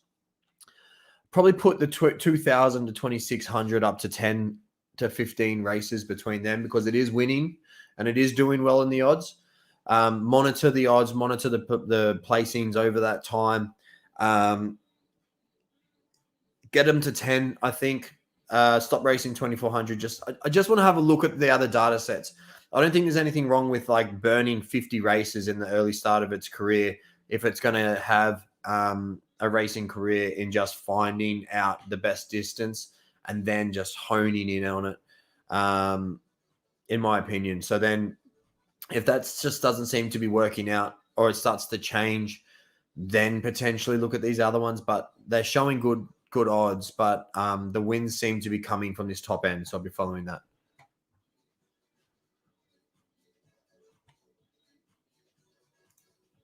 Brian, welcome, mate. Let's have a look at your horse. I'm going to make the last horse posterior chain. We're running out of time for the stream. I've got to get on to some other things as well for the day. Can I spell pro? What have I done?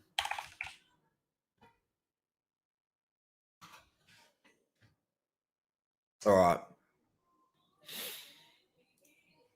16 races. Never wins in paid races. Getting terrible odds. Unfortunately, sorry, mate.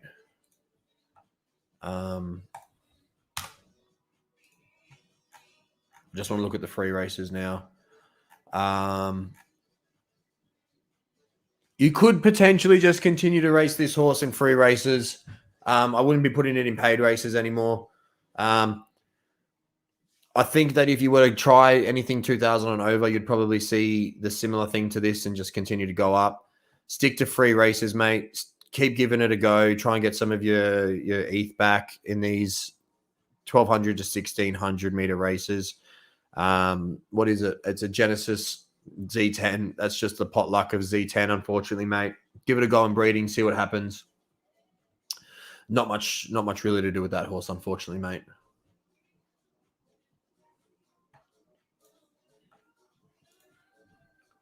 Not what you wanted to hear, I know. But I'm a big fan of the fact that like not all horses are going to be winners. I think it makes it more exciting when you get one. So I've got heaps of them that are like that. Don't feel disheartened if that's your first horse. I've got 250 horses and 30 of them are race. So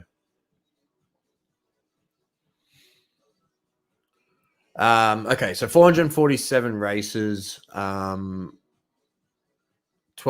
win rate, 26% place rate, 14% ROI. If we just tick that to, okay, so mostly all paid races, that's good. Another one. This is just coming up so much at the moment.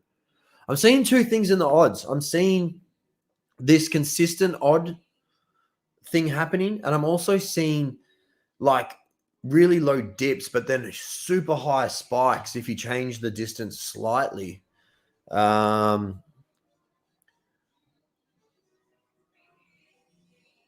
Yeah, it just makes it so hard. I've got horses myself like this, and it makes it really hard to train them. Where are you winning these races here, mate? You got 54 wins. Just wherever those wins are coming from, keep doing that. 1600. Just races in 1600s, mate. I don't think you're doing anything wrong here.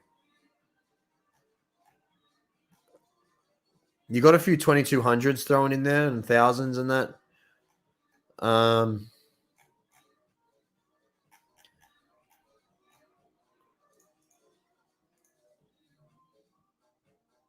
you got a 20% win rate at 1600 meters with an ROI of 40%. That's what I'd be doing. Don't race it at 1800 meters. Don't race it at 2000 meters. Don't race it at 1400 meters. Potentially 1200 meters. Potentially. But 1600 is your jam. Yeah, no worries. I'll always be honest about horses. I don't mean to hurt anyone, but I'd prefer I gave you some honesty and didn't waste some Ethereum on there. It's just there could be some breeding aspects there. I think that there's always a use for horses in some capacity in Zed, but hold on to it for some des, do some other things, try some breeding. What I think you can do with horses like that is if you, again, look, it's going to be an expensive test, but if you breed a horse like that with a really champion horse, you could potentially outbreed your horse straight away and say get your horse that looks like that. It's not going to be as good as the champion, but it could jump it like that. So, that could be happening. What's the time? Oof, spend a bit of time on that.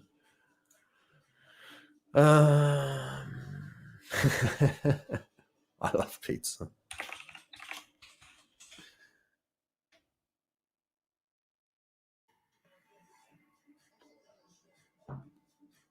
This is potentially growing out. Fucking hell. Oh, sorry. Excuse me. 40% win rate over 30 races. I have seen this horse on the racetrack, but I haven't paid attention to it. Wow. Z9. Congrats. That's epic, mate. You are getting great odds as well. Where are you now? Class 3, $6 odds. Listen, don't jump the gun on this horse. Don't throw it into class 2s and 1s and all of this. Keep doing what you're doing. You're doing the right thing. Look, there's not a lot I can add to this, except for, yeah, like you're doing great with this horse. I don't 170% ROI. If you ask me to have a look on it because you want me to potentially breed with this horse, then yes, let's have a chat. But I mean, you've got filly, so I could potentially look at a knacker. But look, if I own this horse as just a pure, what you should do with this horse. If I owned it, I would be keeping this to myself, but I will throw it out there. And if you want to have a chat, let's have a chat. But I'd be keeping the offspring to myself. It could potentially be something special. Get some ETH behind you and go find some champion knacker blood, get it in there, and then breed into a Zabo, breed it into a Finny, spread that bloodline across all of them. You could find yourself having a really, really good horse into the future. If you want to work closely together and do something, then let's have a chat. But congrats. That's friend of Moo. You've done well. If you ever want to sell this horse, come to me. If you ever want to sell it and get some ETH, come to me and we'll have a chat. I wouldn't be selling this horse, mate, especially if you're new. I would be holding on to this. You've hit the jackpot. Like, you've hit a zombie boy. This thing's going to be loved by the community. It's got a cool name. Yeah, please hold on to this horse. And if you do sell it to me. I'll work with you, man. You got something special there.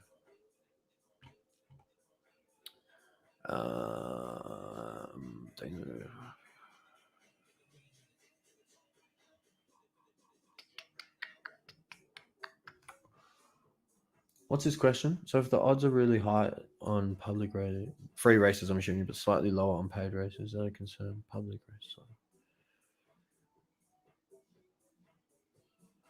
Sorry, dude, I'm so confused by that question. Sorry, mate.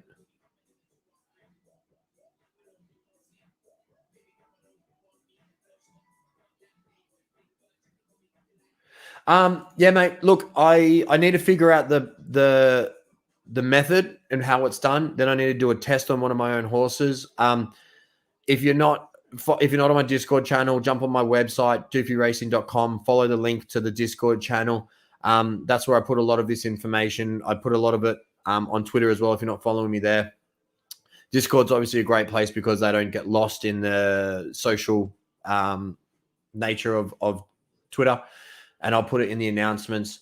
There's more to come. And then what I'll be doing is essentially opening it up to the public and vetting horses as well.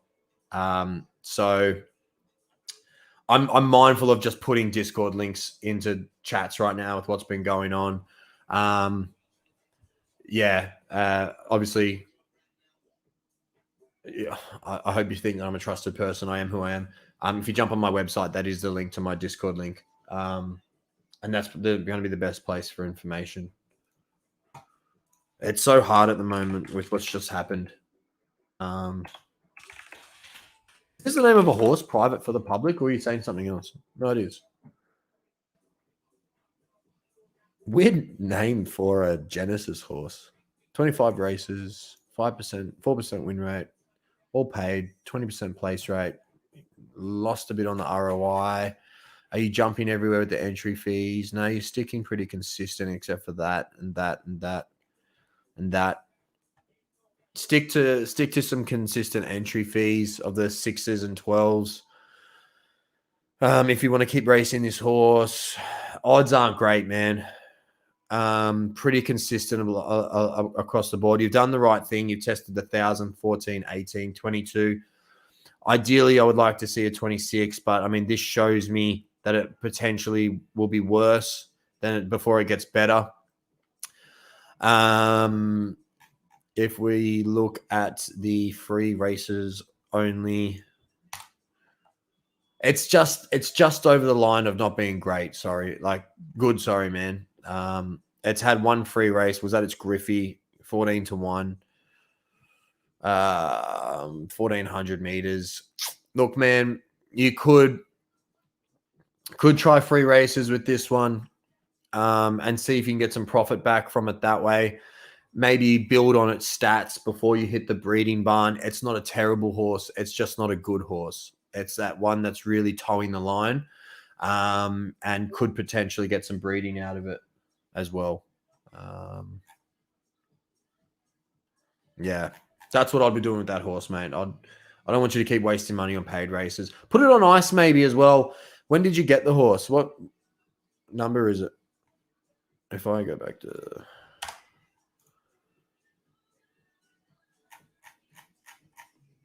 So you've only been racing it for a few days. Maybe put it on ice for a bit and see what happens in a week to the odds. Excuse me. Put it on ice. See what happens. You might be able to come back and the odds are changed up a little bit. But just do some free races for now. Go from there. All right. That was the last one. I hope that's helped. I hope that's helped. There's a lot out there. Maximum. If I look at maximum, I've got to look at posterior chain. All right, let's do two more. Then that's it. We're doing two extra. We've got an encore. Sorry if I've missed your horses. Obviously, I do a lot of streams. I do these a fair often. If you're not following me on Twitch, that's where most of my streams are, guys. This one was a thank you for everyone who has subscribed and helped make the YouTube journey great and successful. So That was the purpose of this stream. This was just for you guys. And, look, I'll do some exclusive content for YouTube every week or 2 weeks as well. So don't think that it's just going to be set forget for YouTube. But most of my live streams will happen on Twitch, and then the highlights videos and specific content will get dropped on YouTube for you guys. All right. So we've got 26 races, 7%, 27%. 2 races are free. Rest of them got 7% ROI. Placing's a little bit all over the place. Odds ranging average to best. You're doing the right thing, hitting that 1400. In my opinion, focus on these sixes, entry fees. Yeah, mate. I would be really specific with this horse. It is towing the line of being raceable and not raceable in paid races. Just race 1400 meter entry fee sixes for now. Have you raced like 16s or no? See, that's 2. Oh no, yeah, 16s. You're getting 14, 18s. You're getting 12. Be really specific with this horse, okay?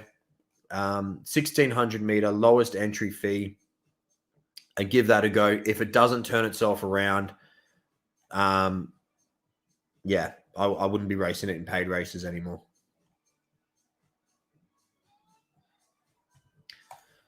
Maximum. This was a goofy, cheap horse. I hope you've had some fun racing it. I have no idea if it's good or not. There's been a few good horses that have come out of it, which is nice to see. This is, oh yeah, great. So you're doing well. 150 races, 8% win rate, 26% showing. Unfortunately, the ROI is not there. So let's try and flip that for you a little bit.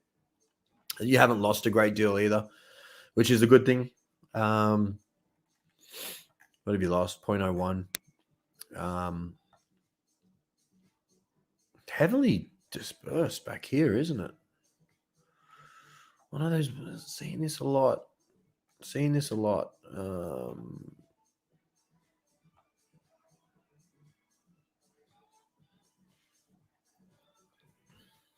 It's hard to look at these horses live because they really do need a deep data dig.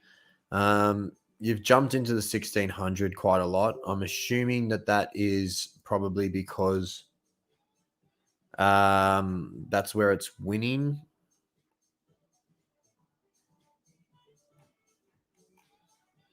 $7% at 1600. I'll be looking at that 1800 meters, mate. Look at your ROI at 1800 meters. And 31% win rate at 1800. How many times have you raced it at 1800 meters? 16 times.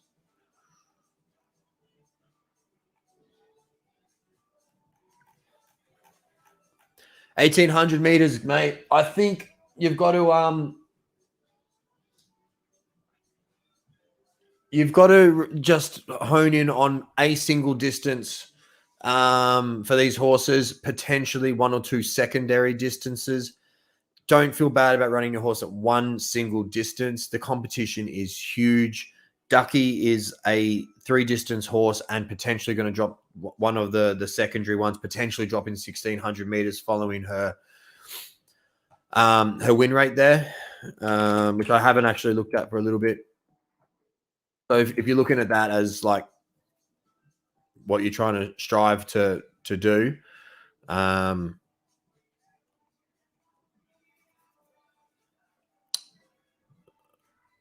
so let's have a look at 1,200 meters. So her win percent at 1,200 meters is 30%.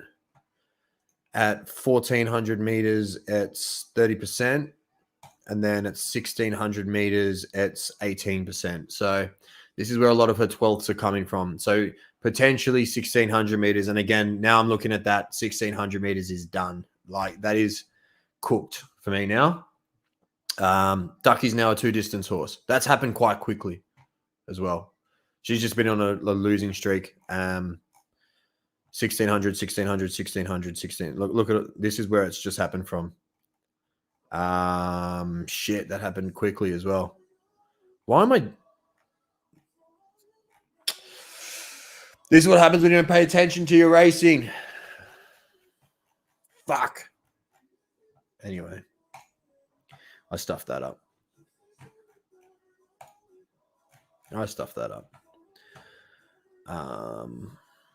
Cool, guys. Listen, I hope you've learned something.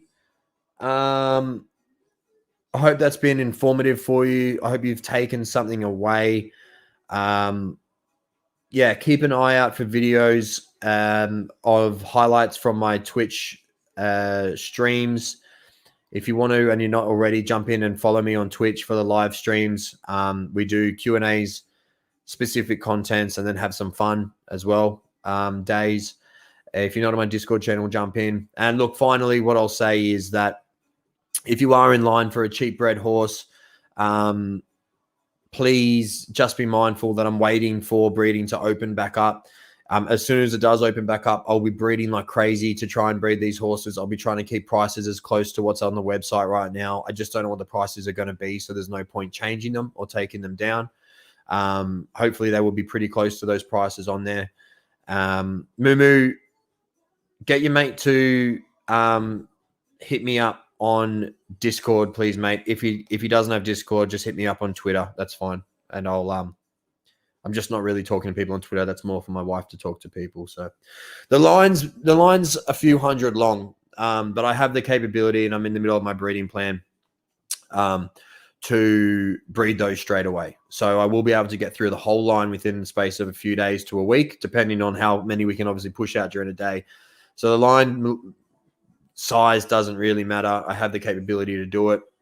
It's just about being mindful. And when you do come up, please be quick. I'm going to be sort of flexible in using Wrapped ETH and Ethereum, but you'll be speaking to my wife about the transaction and getting them done as quick as possible. But we'll get the Doofy's armies out to you. If you're not in line and you have less than 5 horses, you can do so by jumping on doofyracing.com and then going to the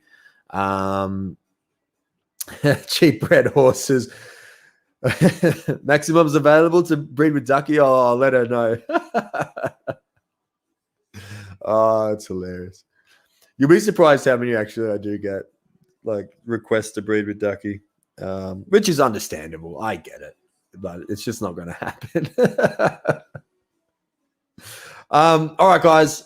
I appreciate, guys and girls, I should say, I appreciate you all jumping in and watching this. Look, thank you. Actually, thank you from the bottom of my heart for the 1,000 subscribers. This is something that's completely new to me. It's come from a love of Zed, and I'm just trying to share as much as I can with you all to get you racing as best as you possibly can. And this community that I've created alongside Zed means a lot to me, and I really, really hope you stick around, and I hope that I do the best thing by you guys and give you the support back that you guys have shown me as well. So thank you. I'll see you out on the racetrack, guys. Thanks heaps.